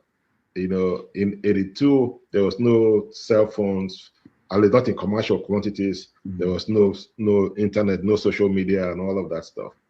Until 1991, when I got my first email, there was just this darkness between 82 and 91. And if you wanted to call somebody, if you wanted to call home, you have it's a to long process. It's a long, expensive process. Now, unfortunately, there's just oversharing. People can tell when I'm on. I finally found out how to change it on the settings. People can tell when I'm on Once WhatsApp. they know you're online, they will bombard you with. They'll start bombarding you with billing and all kinds of things. So yeah, I still think on balance it's a good thing that we are so connected. Children are coming in from Nigeria these days. The internet has oriented them. They've done the orientation. We had to go to a school to be oriented in the ways of this country. We were told, you remember, if you really want to understand this country, watch sitcoms. And I did. And it saved my butt. Watch sitcoms. Fresh Prince of Bel-Air, yes. Roseanne. Watch American football. Statistics was all about American football. And our statistics teacher said, you will have to go watch football to understand what I'm telling you. So, but now, people, they're coming in from they're buying data on the plane and texting you, you see. So I don't know what's going to come next, but your book captures, the trajectory of our lives. It's as if I was too lazy to write about my losses, and you wrote it for me. One of the things conversation I wanted to have with people who read this book is there were people who got it and they did not respond to me. I don't know, this kind of silence I don't understand, especially from men. Yeah. It was as if, why did you say this? Why are you? Yeah, it's painful. Yeah. Why are you revealing this? Yeah, I have no shame to admit It was unbelievable. These are people that traditionally, when I write something, they read and they respond, but they, total like conspiracy. It's deeply personal to the reader of my generation. In fact, I want to buy the book and give to one of my daughters, who is basically my demons walking around in pumps, so she can understand me even more. She's quite a character. She was working somewhere, and then she got a job, and they did a send-off party for her, which we were invited. And the first thing the boss told me was, "You spoiled that girl. She's a brat." And I said, "Guilty as charged. Guilty as charged." I said, she is my walking demons, walking around the pumps. And you've got kids, the one that is you, that is going to get into the kinds of trouble you got into. Yeah.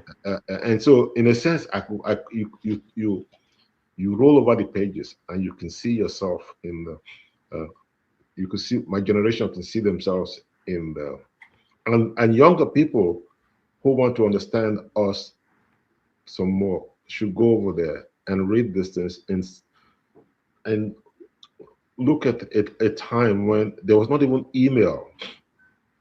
You're going to the airport to pick somebody up, and the person is hoping that you are there waiting, because they wrote you a long letter saying, "I'm coming." It's in the book. It's in the book, right? Yeah. You go there with your friend. Is it? I think. Yeah. You go there with your friend. With my friend. Yeah, to pick up. Yeah. Unjoroge, or is it? Yeah. Yeah. You go there with your friend to pick up, and the person is Zip. What's the full name? Zippora. Zippora. Yeah. Zippora is just hoping that you are there waiting. Yes. But before, but now they will be in the custom chute. They'll be texting you, "I am here. They are harassing me. What should I tell them?" I've landed.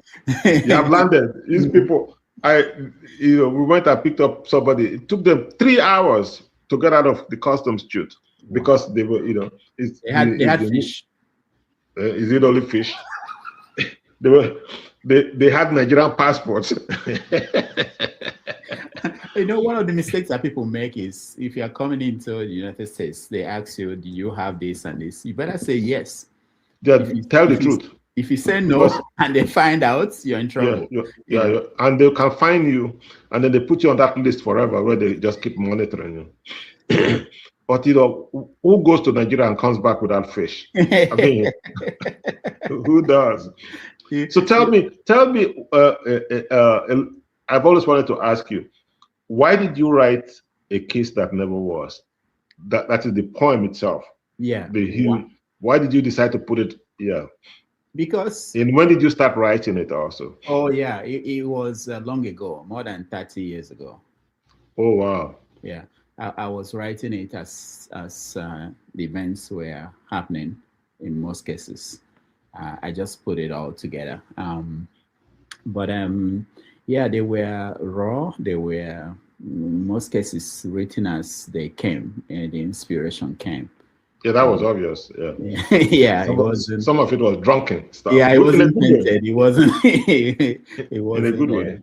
It wasn't beautified. It wasn't anything like that. So, yeah, but it was kind of getting it published and putting it together was a relief. It was like, okay, this.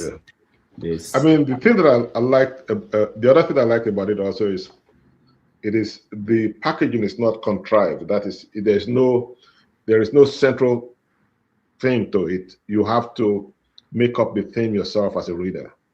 You have to decide, what is this trying to tell me? It's not this slick packaging where it is, all the poems are curated and it's almost, shall we say, patronizing. They just try to force the reader through a particular path. This is how you should look at it.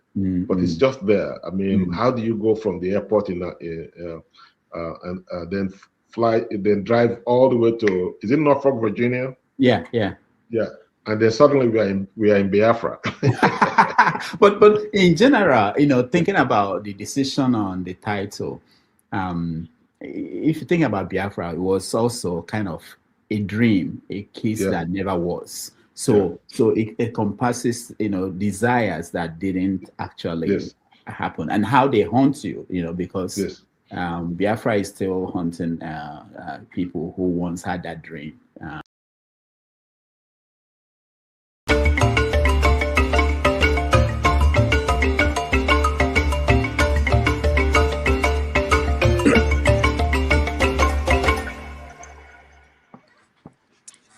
All right.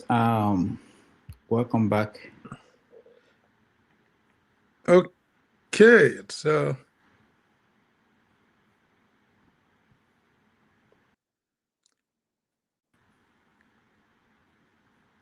okay, so welcome back to another segment. As you can see, we're having these discussions in segments, so that on YouTube you can watch it in segments, and if you're not able to watch it live, so we've done 3 segments already. We are now going to go to the 4th segment with Dr. Tonia Okota, who is going to also engage with the work. After that, then the 5th segment will be opened up to the public for people to air their views about the book and what they've learned in the earlier 4 segments. But before we call on Tony to come in, an issue came up in the last segment between Ikhide and our author Okonkwo, and they said they read "Weep Not Child," and they were surprised. I mean, they are saying that they fell in love with a character. I mean, 2 different characters or so, and that they found that a little surprising, or they see that as something for us to ponder, and that is true, and that goes back to actually 2,500 years ago. So the reason Aristotle wrote 2,500 years ago, he lived 450 years before Christ. So that's about 2,500 years ago. And he made the point, he came to a realization that he said the best way to teach ethics is to teach it through literature. I mean, he was a great philosopher, but he finally realized that not writers in his time, they were tragedies, right? The playwrights, the playwright are better forms of ethical thinkers. I mean, they achieve better results than the philosophers himself, because he came to this conclusion. He said, as a philosopher or as an ethicist, you are writing ethical book, philosophical book, to change people's behavior, the way they behave, make them better human beings, to feel the pains of another, so that they can behave better. So how do they? I mean, it's Nicomachean ethics. The book is about how do we live together in a society so that we can all flourish, have human flourishing. He call it eudaimonia. But he said that people who write plays in his time achieve that purpose, in the sense that people will go to the theater and they will fall in love with the characters, and they get sad or angry when something happens to the character. But he said those same human beings will come out and they don't feel that sense of empathy towards their neighbor, towards people who work in the same place with them, towards their family member. So he said, what is it about the literary skill that will make people to fall in love with characters, and that they will not fall in love or treat their physical human beings by themselves better? So that always puzzled Aristotle. So that's what the guys were seeing. I'm sure, but when you and Ikhide were falling in love, or really came to like particular characters, the people who were living around you in the same neighborhood, in the same country, or the same street, you did feel that sense of empathy. And that is the magic of writing.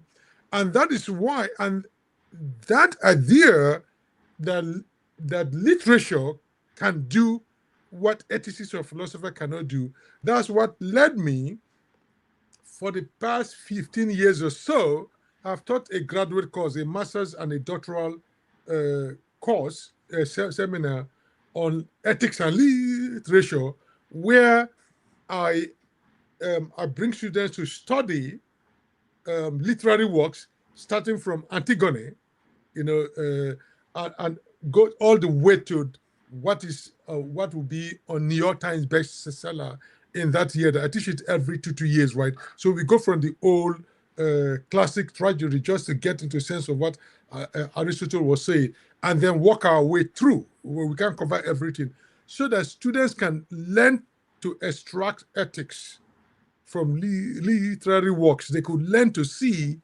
what Aristotle saw, and that they will learn to have greater respect for writers and novelists. So I even wrote a book on social governance and writing in Africa, where I studied some writers in Nigeria to show the depth of philosophical thinking or ethical thinking in the work that they do, to say writers need to be taken seriously as thinkers on their own right, and that they're philosophers, and they have this magic of making people to fall in love with characters. If only those of us that teach philosophy can, or even those of us that are pastors or imams, can actually achieve that goal that writers can achieve with their characters. And that is the conundrum that we face, that how could writers create characters that we can fall in love with the characters, but then we cannot fall in love with our flesh and blood or with somebody around. So that is an old conundrum. So, and I teach literature and ethics at the doctoral level, master's level, just to get, if I could get a little bit of that magic into a bottle for my graduate and doctoral students. So I just wanted to comment on that. And then we'll call on Tonia to come, Okonta to come up. So can you put him on, please? Yeah. Greetings, Prof. Greetings, Dr. Damages. Congratulations for this book. Thank you. I have read it, and I would recommend it to anybody. It's an easy read, just 87 pages. Okay, so this is what I want you to do for the sake of our readers. We are bringing different scholars, different thinkers to give us different perspective. Yes. So if you can offer a short review, maybe 5-6 minutes review, then after that you can pose some questions to Rudolf Okonkwo, and that will be all we expect you to do. We don't want to take too much of your time, but if you can give us kind of your take on the book. Okay. Quickly, let me just correct something that I don't hold a PhD degree, so I just wanted to correct that. I'm just simply Tonio Kunta, but that's okay. Thank you. I think just listening, Professor Nimi Wariboko and Professor Okey Ndibe and Ikhide, have both comprehensively dissected this book. And in a way that there's hardly any much to add.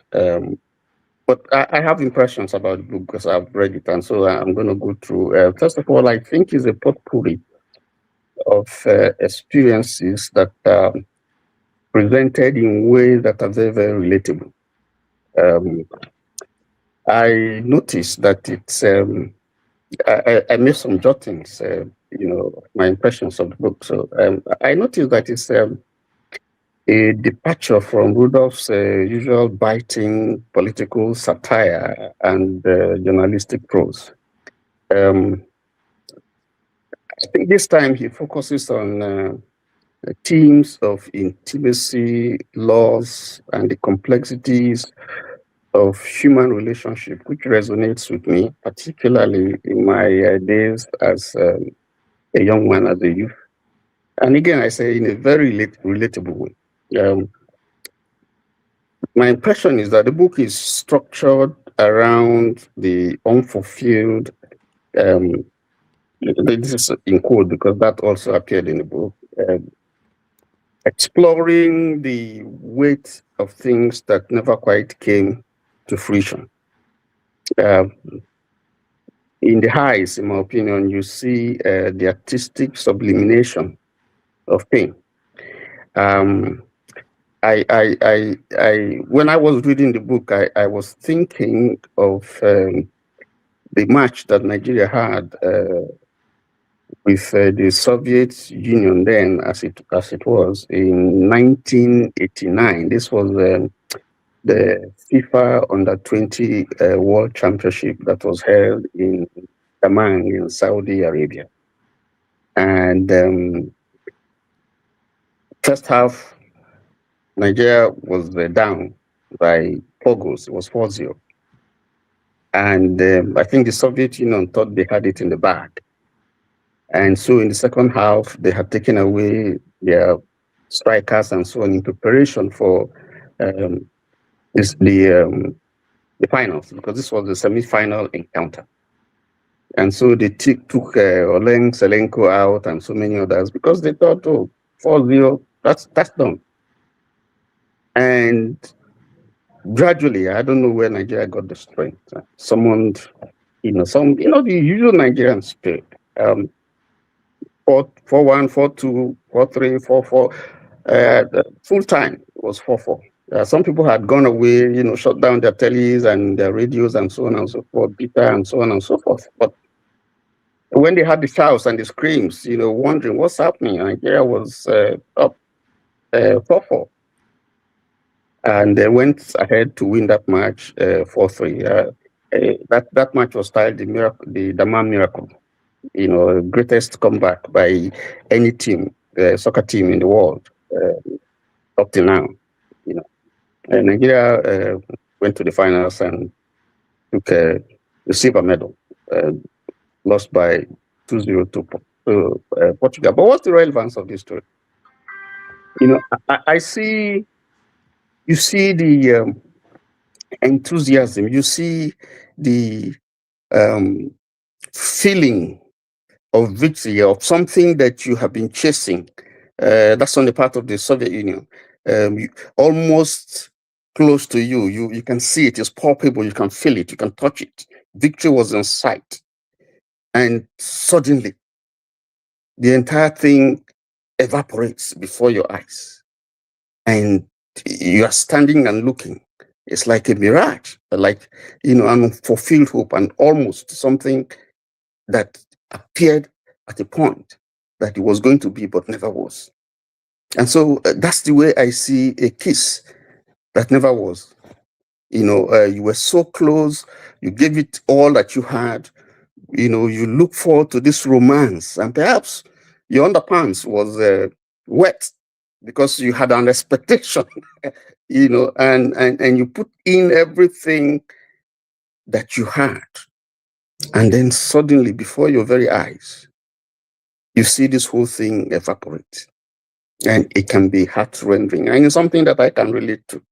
And I'm sure some of us who are listening can relate to that kind of experience. So it's, for me,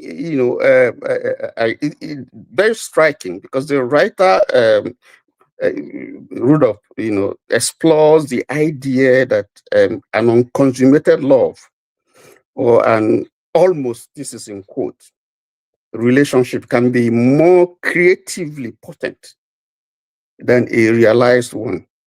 I see the presence of ZP, and I'm going to ask Dr.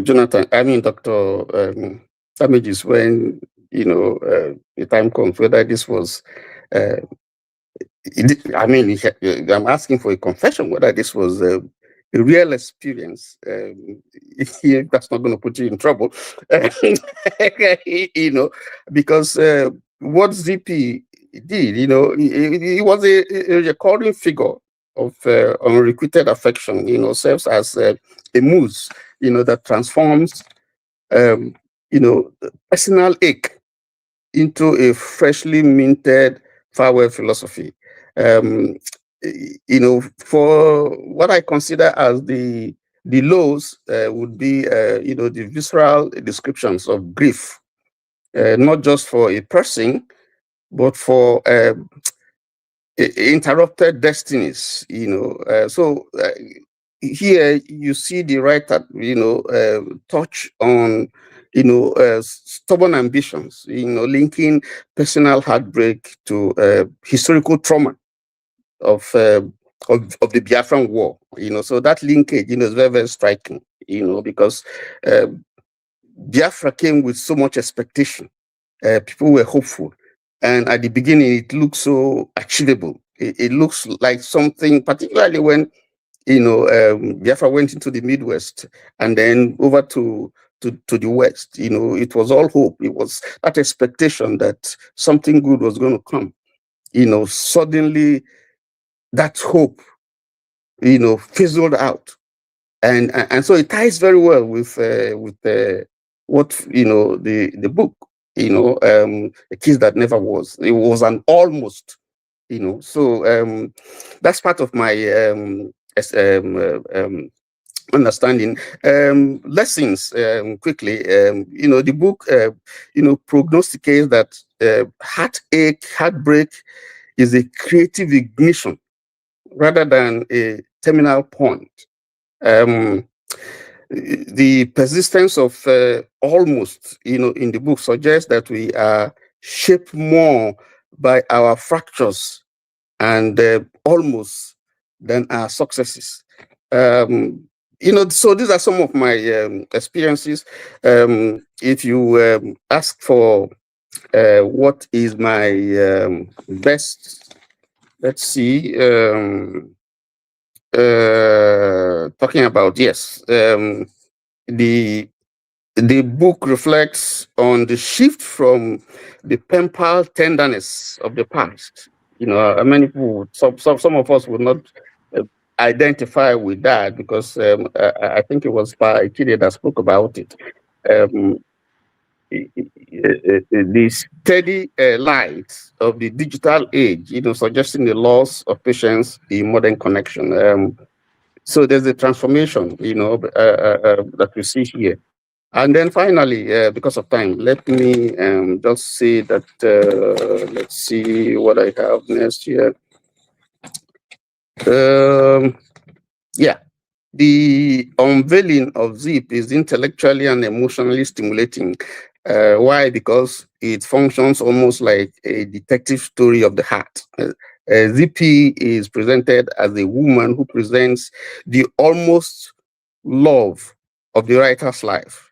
So now the excitement here lies in the vulnerability, seeing a writer known for public satire strip away his armor to discuss a decade-long emotional dialogue with a ghost, in quotes, gripping.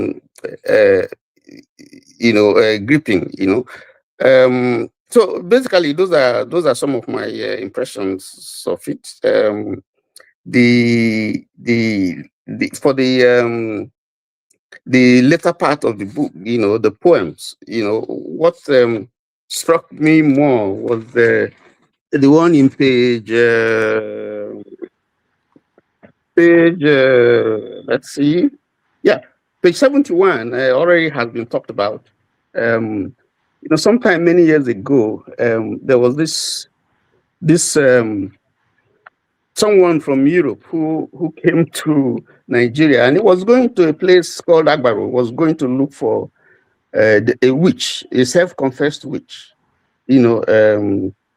and he had heard of the quote unquote the exploits of this witch and the kind of things that he was doing. And so he came all the way, somewhere close to Warri, and he was looking for this witch. He came with money, was going to pay him so that he would be schooled in the art of witchcraft.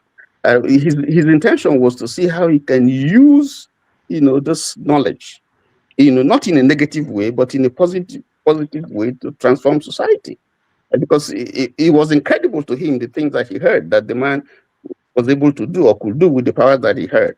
And I think I buy into what it was said here about how we can use some of this knowledge. You can't prove it scientifically, but we know that it does exist as Africans. How can we use it? Basanjo once talked about using juju to, fight apartheid in South Africa in those days. But how can we use this knowledge that we have in a way that will benefit society instead of it's the way it's being applied. That science is dying. I can tell you, I had an experience where a man killed somebody who was tapping his palm wine. And in the milieu that ensued, not that it was intentional, but he killed a man, and so they took him to court. And then they went to his grandmother. This is the real life story. Went to his grandmother to say, your son, your grandson is in trouble. He's been taken to court, and if you go by what he did, he's probably going to be killed. And the woman said, okay. When would be the court appearance? When is going to be taken to court? When is going to appear? They told her, and she said, okay, she will quash the case. This is a woman that is not educated, can't even speak English. And so that day she came to court. I don't know what she did. And then after all the ruling and the trial and so on, the judge dismissed the case. So it goes back to the same thing that we're talking about. There's a way in which some of these things we can study them. Unfortunately, we don't study them in universities. These skills are not passed to people so that by the time they die off, and then this is a big loss for Africa. But there's a way that we can translate some of these things into ways that will be more positive and advance society. So that struck me, the witches of Oshodi, and then the other thing, page 81, where you have Buhari, your print is too small.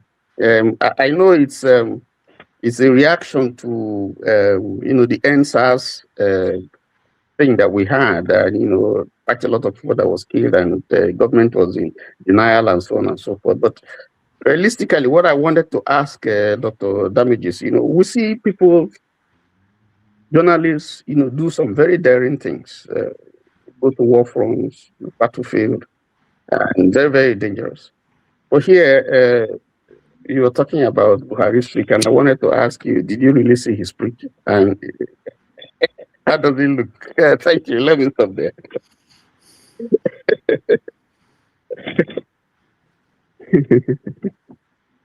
On that note,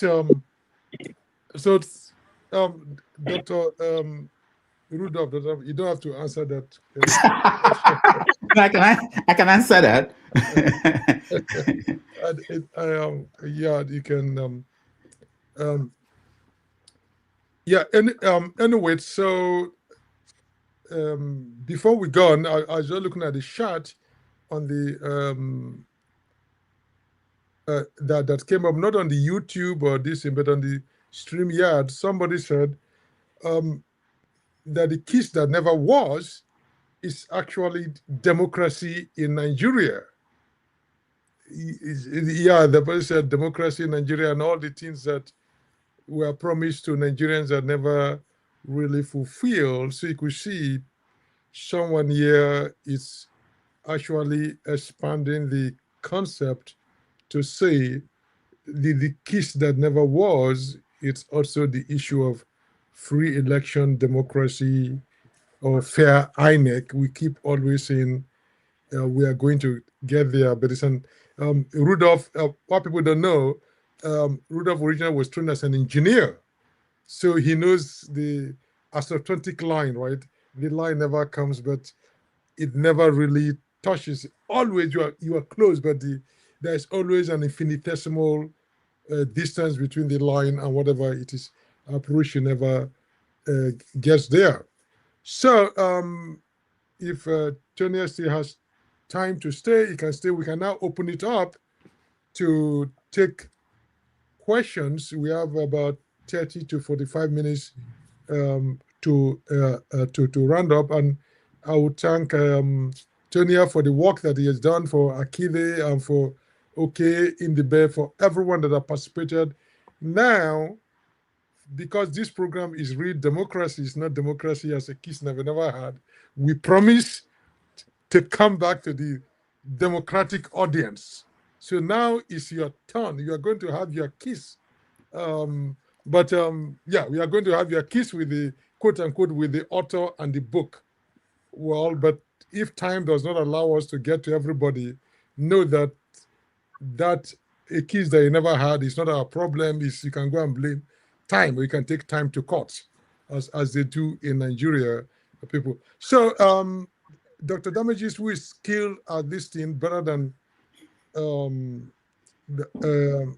I can ever be on this matter, would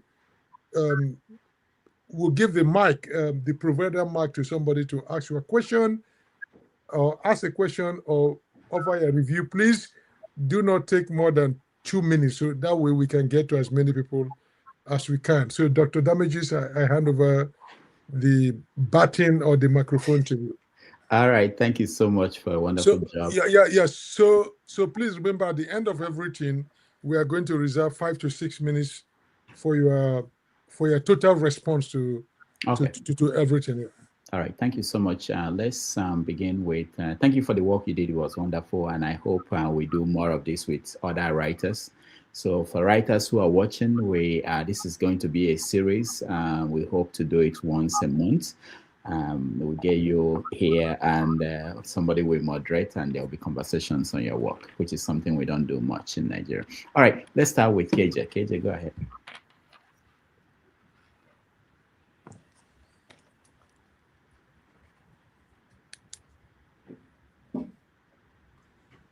Okay, thank you so much. Unfortunately, I have only 2 minutes, so I'll try and be there before time runs out.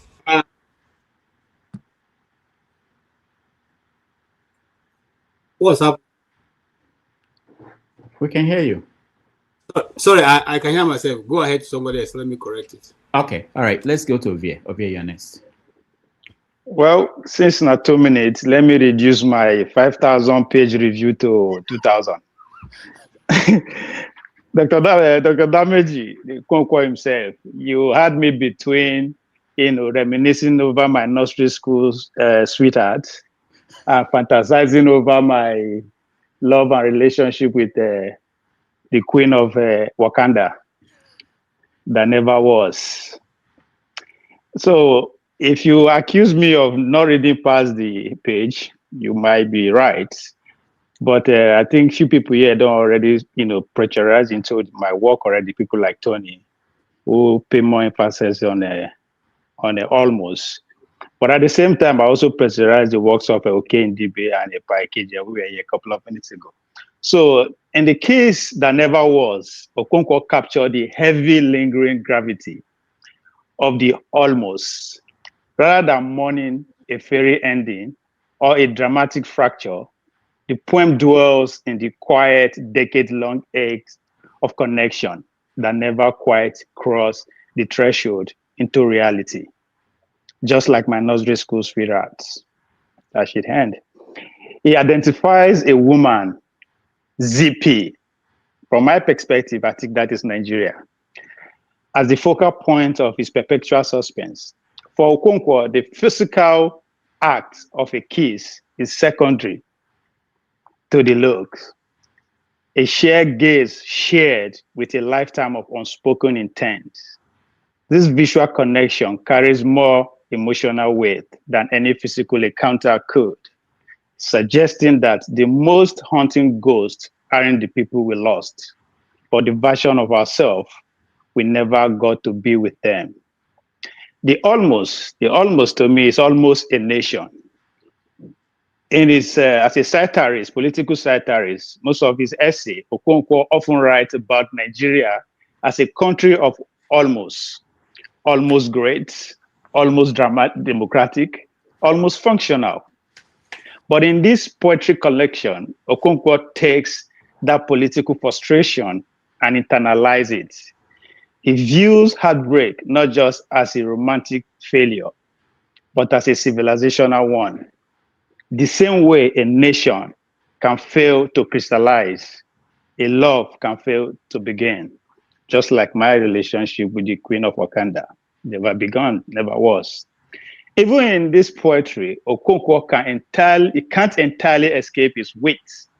Fellow writer Okey Ndibe once noted that the collection is hilariously funny. In his own way, showing that even when Okonkwo is heartbroken, he remains a wickedly mean observer of human absurdity. Hence, the hate he has for him that he says a while ago. Now, the spirit of Agu that he pictured on his work. At the top of the spirit of Agu is a man called Chinua Achebe. In Achebe's work on There Was a Country, he mourns a nation that briefly declared independence, Biafra, 1967 to 1970, only to be crushed, leaving haunting absence. The phrase "there was" evokes something real yet irretrievably lost. Idealism betrayed by war, starvation, betrayers, and reintegration into a flawed Nigeria. Similarly, Okonkwo works on a kiss that never was, centered on the fragile country of the almost. A romantic kiss, hug, wedding, or dreams that never materialize, yet continues to shape Okonkwo's life decades later. In both, the wound is not just absence, but the persistent shadow of potential, the road not yet taken, the nation, dreams that flitter and die. If Achebe's book is memorial service for a fallen nation and the millions of life lost to a dream, Okonkwo's book is quiet conversation. It's a quiet conversation. The last phrase, it's quiet conversation in a dim room about a person you never quite manage to stay with. Achebe asks, where did the country go wrong? Okonkwo asks, where did we go wrong? Thank you. Yes, thank you very much. You didn't introduce yourself, so because this is being recorded and we played on YouTube, so your name and a little bit one line. My name is Ovie, also known as Olna Politics. Okay. So please, next speak before you speak, introduce yourself and one line about your biography, so that readers can know who is speaking. I mean, viewers can know who is speaking. Yes. I was trying to be conscious of the 2 minutes. Thank you. Thank you, Ovie. Thank you so much. KJ, let's try you again. Okay, thank you so much, Rudolf. My name is KJ. I'm a media person. I've been in every area of media, so I don't want to go beyond that. Rudolf, your book, I hope you're not one of those going around trying to kiss young girls those days. Are you? Well, I just want to be sure, because these things you never know growing up. But you see, I like your boldness. Not many of us could have been able to put that down. Even today, we walk around and we see some of our sweetheart, sweet love, sweet whatever you call it those days, and we look at them and say, wow, life has brought us this far and this apart. Some are together, some are still friends, some are not. But reading through your book, I was quite impressed the way you used to put it, bluntly, even though others can give it a lot of interpretation. But I chose to go this way. You were quite courageous and honest, for which I don't think many of us will be able to do. And it's entertaining. For me, it was quite entertaining and gives me all kinds of memory. And just like some of the speakers were explaining earlier, when you, the guy who made a reference to is it Aristotle or Oscar Brockett? I don't know which one I refer to, which said that, when you pick a literal work, or when you are sitting in the theater, there's that willful suspension of disbelief, which allows you to enjoy the literal work, even though somehow it's a story, it's being written, it's being constructed, but you still go along with the emotions and everything that goes along with it. That gives you the opportunity to enjoy whatever you are watching and brings the message home to you. Is it true sometimes, because in the spirit world, and which you dive into a bit, the mind does not know when it's truth and when it's not. So that's why certain people will tell you don't speak anyhow, because you see, what you speak may just happen to you. And so, yes, I enjoyed reading it. I still have a copy with me.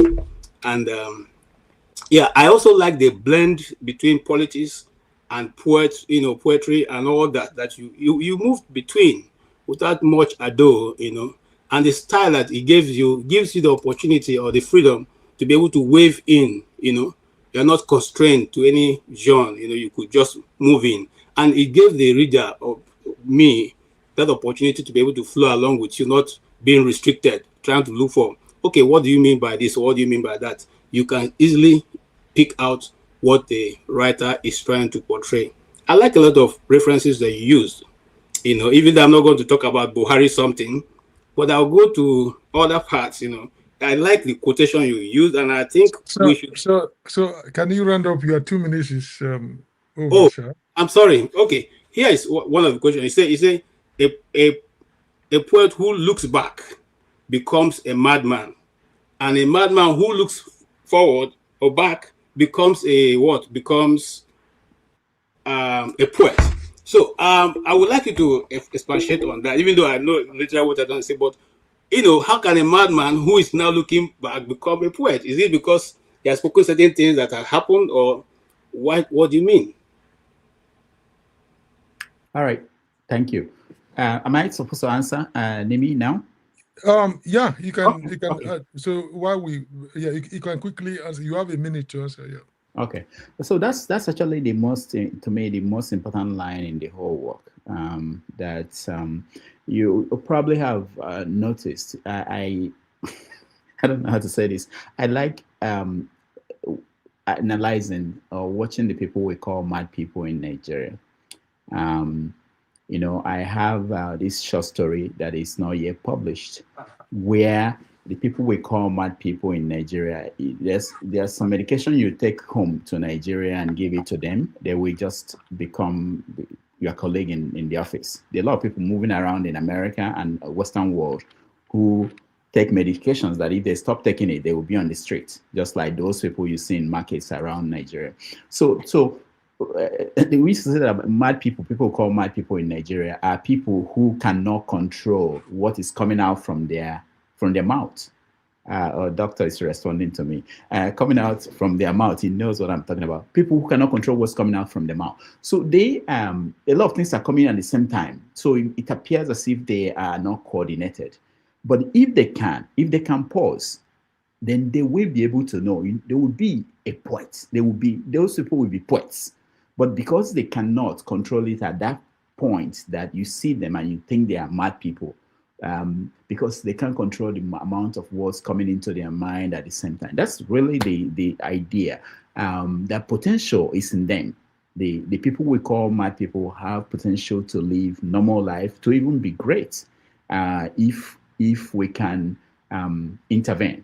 That's what is missing. So that's what I put in that sentence in that way. Let's move on to Time. Okay, so why do you move on to call somebody? Is there any question on YouTube or any of that? Yeah, there are some comments that somebody said, okay, let me see. Someone said, Rudolf, did you live in Akure in the 80s? Yes, I went to school at the Federal University of Technology, Akure, in the 80s, and 90s. So I spent 5 years at FUTA. Let's see. Let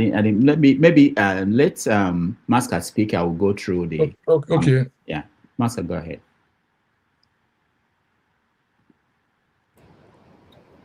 All right. Thank you, Dr. Nimi.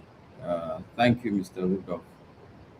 I just got a copy of the book from Kindle, I think about 30 minutes ago. I've just simply browsed through. But I will make time to digest it, to read it and digest it. But I'm just joining simply to comment and congratulate Mr. Rudolph.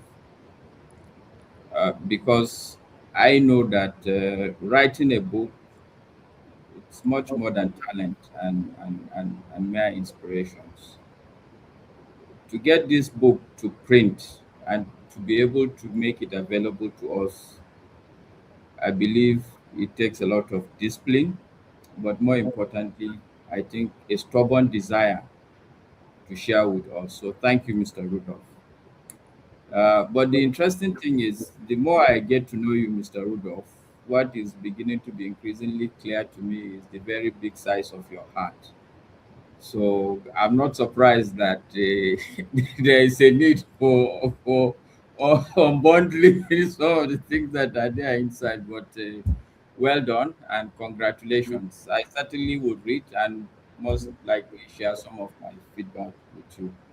But I think from all the comments and from the knowledge of you that I have already, I know that look, it's deep.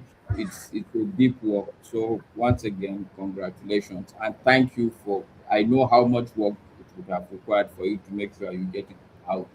Thank you. Thank you so much, Masker. There's another question on the comment section. Can I ask a question from the comment? Okay, he said, essentially he's saying, do you have any memories of the war? He was referring to writing more than just what you know, that he suspects I'm too young to know anything about the war. Yeah, I didn't see the war. I didn't know anything about what happened during the war. But like I said in some of the stories there, you know people who lost people. I went to school with people who had no dad, no mom, and when you ask questions, you find out they died during the war. And for those who grew up in the southeast and south, who saw this impact of this war more than any other part of Nigeria. In my high school, we were digging ground for flood and we saw a bomb. We didn't know what a bomb was, but we saw one big thing, and we were told to run away. This is an unexploded bomb, and so it's all around you in different ways. That some people didn't come back from war. This person, there were many in this family, but 3 of them died during the war. So even if you didn't say it, yeah, you know that it happened. I had an uncle who lost a finger, and one day I saw his hands. I said, "What happened to your finger?" "Oh, I lost it during the war." So it's not something that you don't have to be there physically and experience it to know that it impacted people. All right. So did we leave anybody? No, I think we. Yeah. So before you go on to get more questions from the audience or so, I want to put a discussion out there. People can respond to it. Those of us right now in the panel or from watching from YouTube or so. So I have been very, and this there's no right way to decide this issue. Now, Okonkwo wrote this Zepi, right? And most people assume that this is autobiographical. It may or may not be, right? We don't know. Except he has a confession to make. Until he makes that confession, we don't know, right? So, but where I come in is while writers, a piece of literary work could be autobiographical, but at the same time, we have to be very careful because I've seen some novelists report, have complained to me in a private discussion that they write a scene in the novel. Maybe they're writing a novel and there's a loose girl in the novel. And then if the person is a woman, then some readers will think that, oh, you are also a loose person, and that's why you are writing that. So we tend to jump from the nature or the characterization into the personal life. So we don't allow the writer to use their imagination. Maybe Zebi is all completely made up, right? Completely made up. But Okonkwo takes us into the particularity of that fictional character that we begin to see ourselves, our story. And we, like in my own introduction, I said, we begin to go from the particular to the universal because the particular is presented very well to us and we can rise from there. It's just like asking Ashebe if he knew if his uncle was Okonkwo. in the no, it's I don't know, but it's all made up, right? So I'm not asking our friend Rudolf to make a confession, but at the same time, I want people to know that Zepi could be one Zepi in his life or a million Zepis or no Zepis at all, and he's just fantasizing as a fictional writer. And for the fact that he made the character believable, so much so that we think that it must have some basis in reality, in history, that is a testament to his writing skill, not a prediction or a reading back into his history, until we know otherwise. So Okey is not here. So Okey was saying the dangerous part. Maybe there is no danger to it. It's just it's just it's just a story, right? Exactly. Yeah, that's very important. You know, when writers write, people want to believe that you couldn't have made it up. You couldn't have made up these stories. But every day, if you're a writer or you're interested in that, you hear stories. And sometimes I've gone back to look at things I wrote 20 years ago, 10 years ago, and I'll be thinking, when did I write this? Where did it come from? Or you have characters. Like I said, this whole poetry book came from a novel that I've been writing for 30 something years. The character in that novel is still talking to me. It's still every day. You go and change something. Something will happen. You experience something or you hear something. You go back to the character. The character will say, okay, can we do this? Can we? So sometimes I start a novel or a short story. I don't know where it's going to end when I started. And the character will lead you to a certain point and it ends there. So it's very important. People, I know writers have issues with that when people associate their characters with them. I once asked Chimamanda about the character in Americana. I said, you know, this your character, Ifemelo. I said, you know, I feel like she's like you in many ways. And I know I've met her many times. I know how, you know, she acts and you know, I read the book many times. I teach the book in my class, and she said to me that Ifemelo is more interesting than I am. So for most writers, your life is not as interesting to make it a book. I mean, there may be elements. You know, for instance, I can take my character to Akure because I know Akure. It doesn't mean because the character is in Akure that means it was me, you know. I mean, take my character to, I actually wrote a novel, not a novel, a short story set in Kenya before I went to Kenya. And I gave it to my Kenyan friends to read. And they were surprised because I've never been to, then I was never in Kenya. I didn't know where Nairobi, how do you get to Mombasa? I didn't know the air, how it smells. You know, I didn't know much about Kenya, but I was able to put it together. Take somebody from United States, take them to Kenya, take them to wherever I wanted them to be and to do things and to speak Swahili. I don't speak Swahili. I can say a few words in Swahili. But it's easy for people to just, that's the first conclusion, but that will fool you. But I'm not making any confession about Zippy. I can tell you that, Zippy, what I can tell you is that there is Zippy. It's a character. It's a real person. Zippy is real. But you know, the way it was presented and everything, you know, there is the magic now. It's like, but is that not the magic of writing, that we can all each read Zippy and think we know it's a personal friend. It's a personal. That is a magic of a good writing. I remember when I was in high school, secondary school. There is a guy who, after we read Things Fall Apart, he believed so much in Things Fall Apart that he began to walk with his heels not almost touching the ground. and by the time we finished, and this was like class 1 or 2, and it was in those days it was 5 years. By the time he finished, he has developed some serious calf muscles on top, because his heels were normal. He was now walking on his toes. I mean, it completely changes his life. He was imitating Okonkwo. Okonkwo. So those things happen when in class 1. We are 11-year, 12-year-old, and we are reading Lamb's Tales from Shakespeare, right?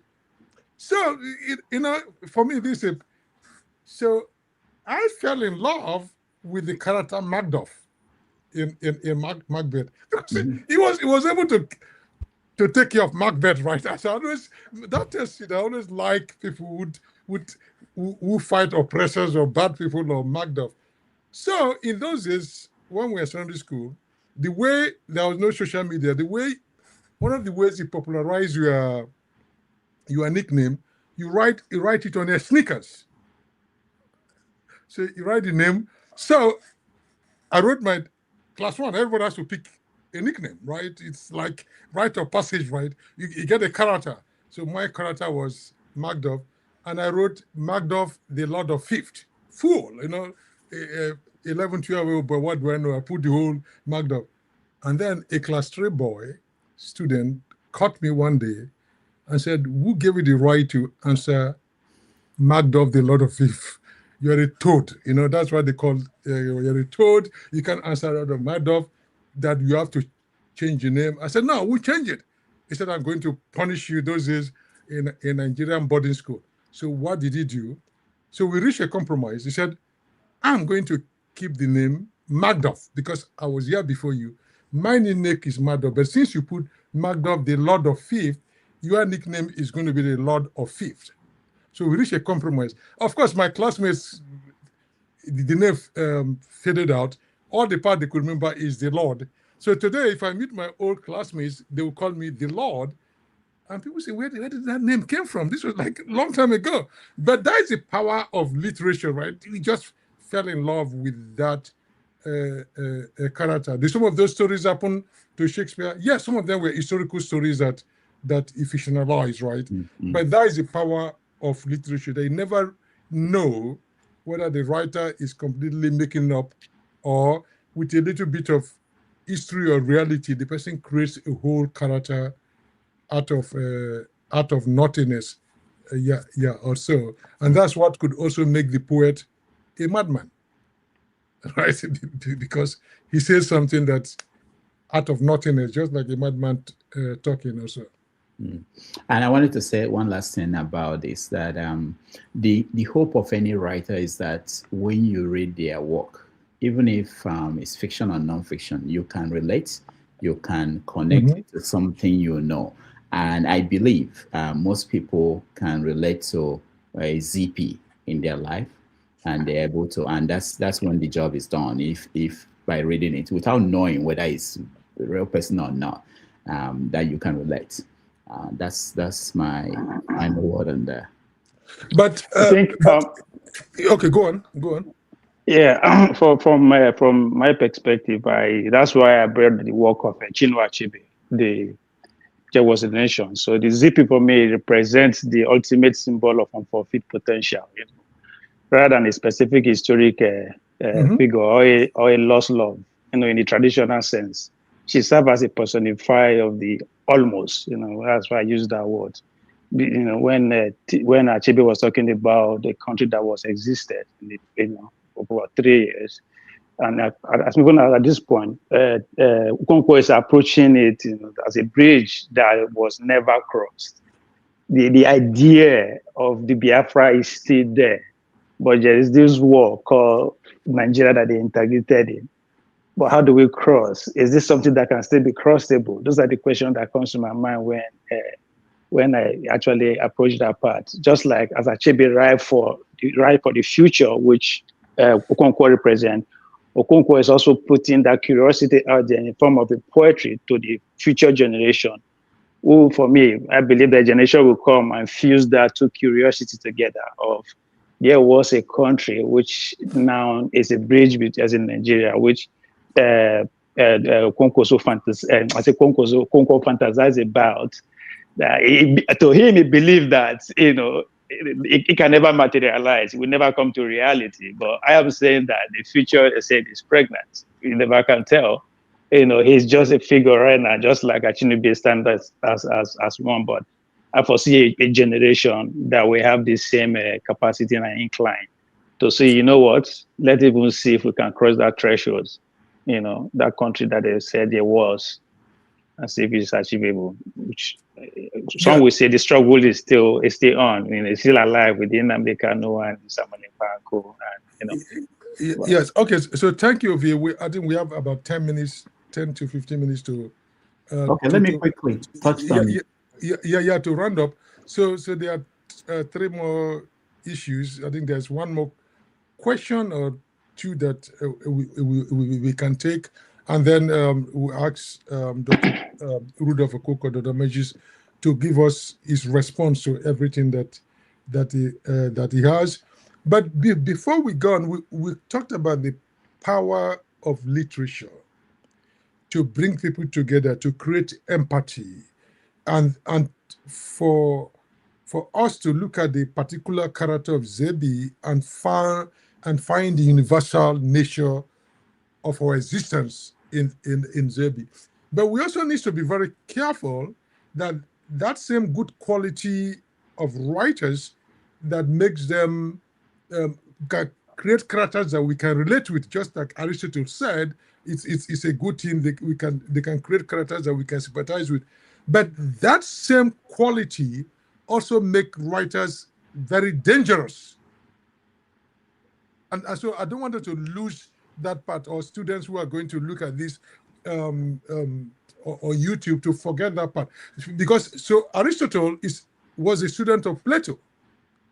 So Aristotle celebrated the power of writing to bring people, but Plato was very skeptical about it. In short, in his book, The Republic, where he was trying to create an idea of a perfect, ideal society, he banned poets. So people like Rudolf Okonkwo will not be allowed into the ideal society of Plato about poets, because he felt that poets and writers can manipulate emotions in a way that is dangerous for society.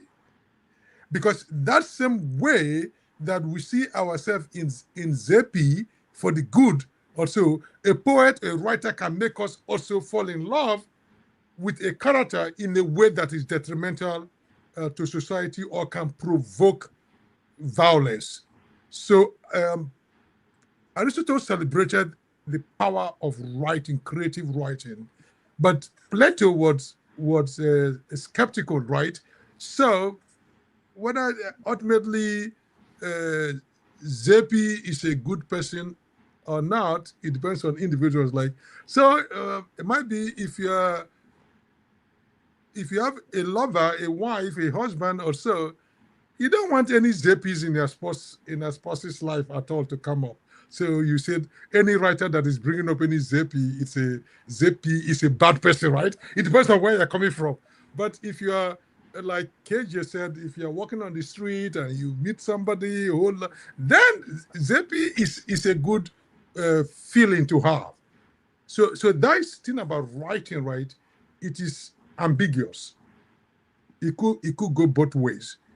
But sometimes the writer cannot determine how the work is interpreted or will be used. Somebody will see Rudolph's work and says, I don't like Rudolph. He reminds me, he's going to make my husband or my wife remember somebody that I don't want them to remember. Those people will not invite Rudolph back. But some people will say, Rudolph says, don't give up on your desire. Sometimes look back on the past and says, well, it was good. Right? Okay, so Rudolph, I will hand over to you to curate the next question if there's still 1 or 2. Yeah, there are 2. If you give me 1 minute, I just wanted to ask something, Doc, if you don't mind. Rudolph, I think you did a great job. I say this as an actor who is a trained artist. It is difficult for you to interpret a character and people can actually grab it, make it human. Because they use all this word and yet people can't grab what you're saying. So for me, I was carried in. Even though you were mischievous and wrapping it in a love, in a love romantic scene, but we all were able to chameleously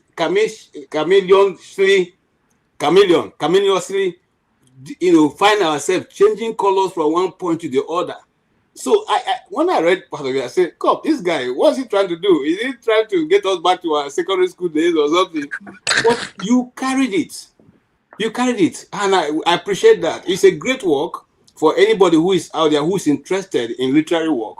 You should pick one of these and make it something that you can always have, to talk about, if you want to talk about your past or your present or your future, because it captures everything. It encapsulates everything in one go. And like I said, Doc here and Okey Ndibe, these are people I want to be like. I've told Okey Ndibe many times. See the way when he was twisting the English, I said, "Kai, I cannot eat any longer. Let me leave the food and listen to this man." Unfortunately, he ran away. So these are people that we think we should celebrate and also point to their work so that those who are interested in reading, we go to those things and find it and read it. Thank you, sir. Thank you. Short question. How much of this has to do with you being the incarnation of your grandfather? That's another opening. That's now you're going to the realm of my memoir, which is done, but it's not published yet, and it will come out one day. It's connected. When they talk about the Agu spirit, that you have to be close to your tradition, to your ancestors, to be able to draw and understand their essence. If you are not close to that, you wouldn't be able to understand the essence. Somebody was asking about what is my spiritual belief, if I have anyone or not. It's all connected. I think anybody who is an African, who is in touch with his Africanness, and we are this generation in transition. There are people who are going forward. There are people who are going back. There are people who are beginning to question, how did we end up here? And I asked this question to Africans, not just Nigerians or anything, Africans, all Black people, Europeans, where they are today. They are going through a transition. They are also confused, but they don't know where to go back to. They don't know like Indians are set, the Chinese, the Japanese, but people who have been playing around with several cultures, and we may be there very soon. When you look at African Americans and we say they don't have connection to their roots, we are moving on that path that we might be there. So it's a transitional period, and people must question, and maybe by questioning we may come up with something new, something better. We may have to transform, but we cannot continue to move head on without thinking about back.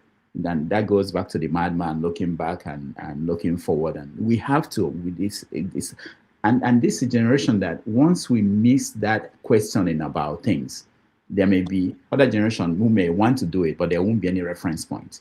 All right. Who was wanting to say something? I just wanted to touch one other question. Somebody was saying how many Rudolphs died during the Biafran war that we lost, in terms of people who can contribute. Everybody, that's why I'm worried. There's something that Peter B used to say, that the society we abuse today will take its revenge on our children. When I see kids at IDP camps, I don't know whether people don't think about that. I keep thinking, this guy might end up coming out of this place. He might end up becoming a governor or army officer. How will he relate to that society, our society? Or you can even say, become Boko Haram, become an armed robber, these are things that we are, as a society, because we didn't care about them, we become at the receiving end of whatever will happen based on their lives.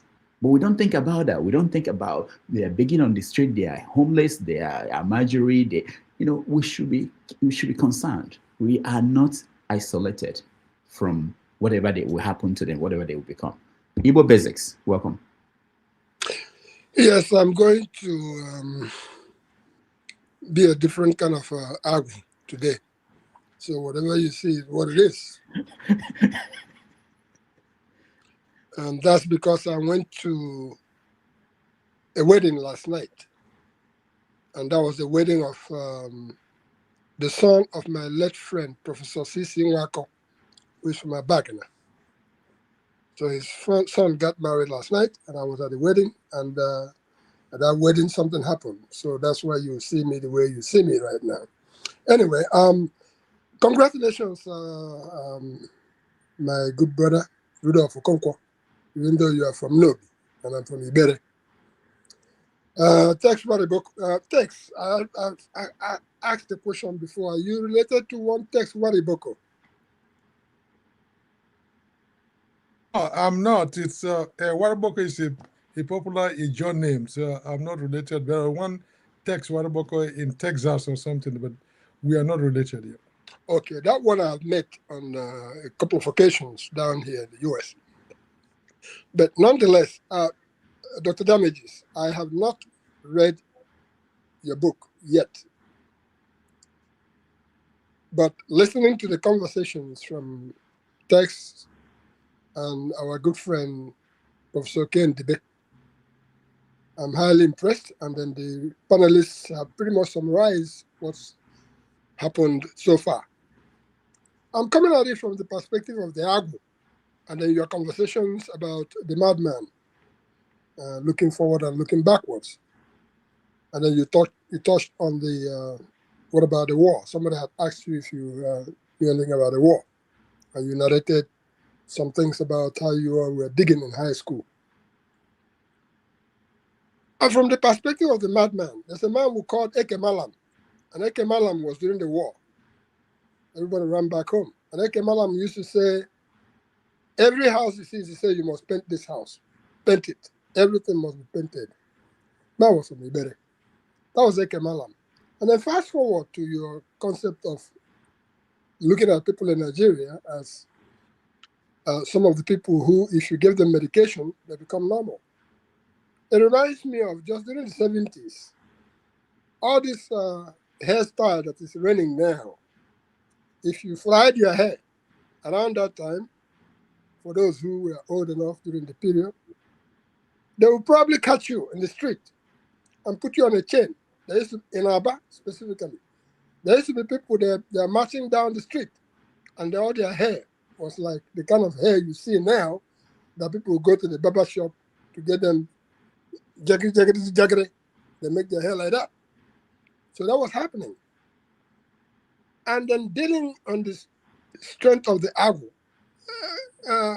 Okonkwo, you are the Agwu yourself. Agwu is something very, very deep. And when the Agwu has spoken, whatever the Agwu says, if you doubt it, go and challenge the Agwu, and then you find out what will happen to you. So my showing up is just to say thank you for a great work that's been done, a great work that I would take time out to read. In my journeys in life, I have been to your village one time in my life. And that one time in my life, I hope I'll go again and see the difference. And it was in pursuit of Zebi, Chief Zebi, who is from your village, who happens to be your uncle, or your cousin, or your kinsman, whichever way you call it. And that's Chief Zebudaya Okorigwe Nwobe, alias 430. And for those who are writers and who have done what Rudolf has done here, I would say that if it took you 40 years to finish a book, then there is something in that book. And most important is when you focus on something and you stay on it, you painted all kinds of pictures. And those are realities. Those are realities. It's like when one engineer, N.D. Uche, wrote about Ophia became home. Hello, sir. Can you round up, please, so that we can... Thank you so very much. So my roundup, when I talk about Ophia became home, it was a situation where people ran into the bush and lived in the bush throughout the war. They lived in the bush, and all the animals that lived in the bush came to live in their villages. And I was a part of those experiences. So I am just grateful that people like Rudolf is carrying on the torch. So let the Agwu continue to speak. Let the Agwu continue to speak, because the Agwu will speak the truth and nothing but the truth. And if you don't like what the Agwu has said, you can go and challenge Kamalu if you want to. And whatever happens to you, that's your business. So congratulations, Rudolf, for a job well done and for opening up this particular aspect, the chapter on trying to preview books and stuff like that. I hope that the book of Zebudiah, which is the man and legend of the new masquerade, will be lined up in what you are, the chapter that you have just opened. Because sometimes when you start writing something, just like you've done these poems, the characters that you started talking about, some of them start dying off. Because like in the book of Zebudiah, when we started out the journey, Ovularia was still alive. Ovularia was interviewed in Port Harcourt. She died. And we are hoping that, okay, we'll continue the journey. No problem. We still have one more person who was a major character. And that was Chief Davis Ofo, Claudius Mbojikwe. And a few days ago, Claudius Mbojikwe died. So now we have only one character remaining among the major characters besides Zaki in that particular whole series. And somebody wrote and said, thank God that the man is still alive to be able to not read this as an obituary, but as a reality. So I just want to thank you, and I want to thank Tex, no, not Tex, so Wariboko. I want to thank Tex for a job well done in making this presentation. Please, our audience, pardon me for whatever you see today. Like I explained to you, there is also an agro that is at play here, and that's why I am trying to be as calm as possible. Thank you so much. Yes. Congratulations, Rudolf. And Thank I you. will read that book. Thank you. Okay. Dr. Damages, can I ask you one quick question, if you don't mind? Just one quick. No, we need to round up. Maybe you can ask. Maybe in his rounding up, he could just throw that in. Okay. Yes. Looking at Igbo cosmology, is there a relationship between Agun and reincarnation? Thank you. That's a good question. All right, let me round up this way. It's very brief. I thank everybody who bought the book, who read the book, who commented, who is interested in knowing what's in it. I really appreciate that. There's something as scary as writing a book and nobody will read it. And I just want to end with this story. There was one night, Okey called me, maybe around 2 a.m. at night, Okey Ndibe, and he said, I was talking to him, and he said, guess what? I'm being called by Ngugi Wationgo. I said, can you put me on the phone? I want to talk to him. So he connected Ngugi and myself, and we spoke for a long time. And I told Ngugi about the story of my relationship with Kenya, with his book, With Not Child. And I told him about ZP. And one of the things that pained me was that Ngugi was not alive to have a copy of the book. I told him about ZP. And then I told him about my pen friend, who is also from Kenya, that I've known for more than 30 years too. So it's to a certain extent, this was, Ngugi said to me, you have to write this book. You have to tell these stories, especially the story of my pen friend. You have to tell these stories.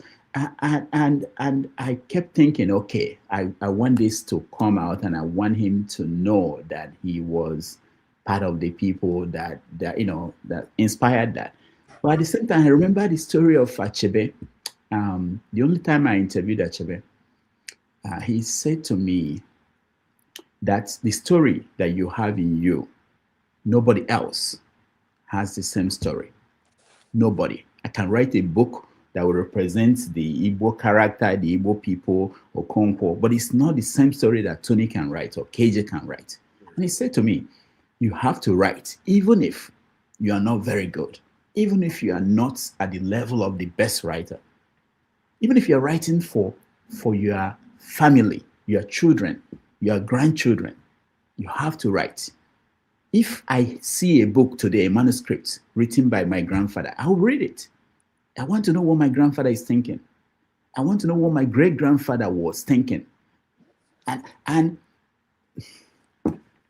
my dad went to school. So it shouldn't be difficult writing. But it was difficult for him to sit down and write. He was old and he was sick, but I kept encouraging him. I kept encouraging him towards the end of his life. And he wrote. I started getting chapters. I tried to bribe him. I'll pay you. I started getting chapters and we started typing it. When he passed away, I put together the book, the manuscript that he wrote. I called it Onyenkuzi because he was a teacher. The subtitle was something about as himself. He was talking as himself. So it was written in first person. When we got to the funeral, you know the way you do funeral in Nigeria, you have all these things people give out. That book, I had only 100 copies.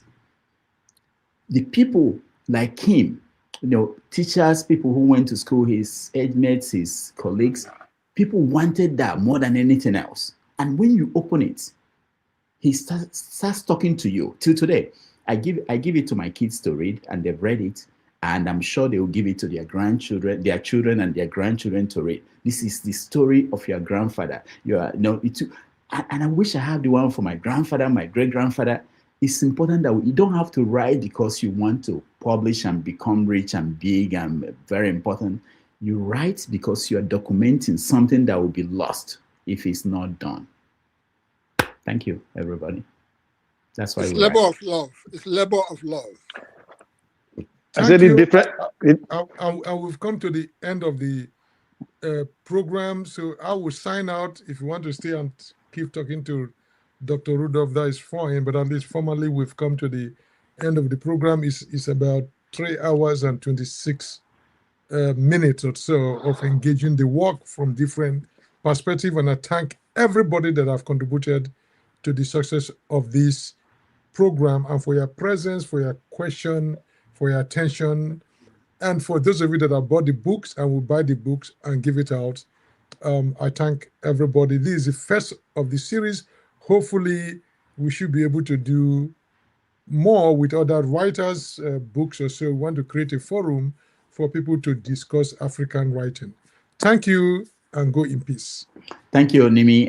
Thank you so much. We're going to end it here, but KJ, we have a follow-up. I know you have questions and other comments that may come in, but the important thing why we have to end it here is that we are going to have students and other people watch this. We don't want to add other extra things to it, so we want to make it brief. 3 hours and a few minutes is enough.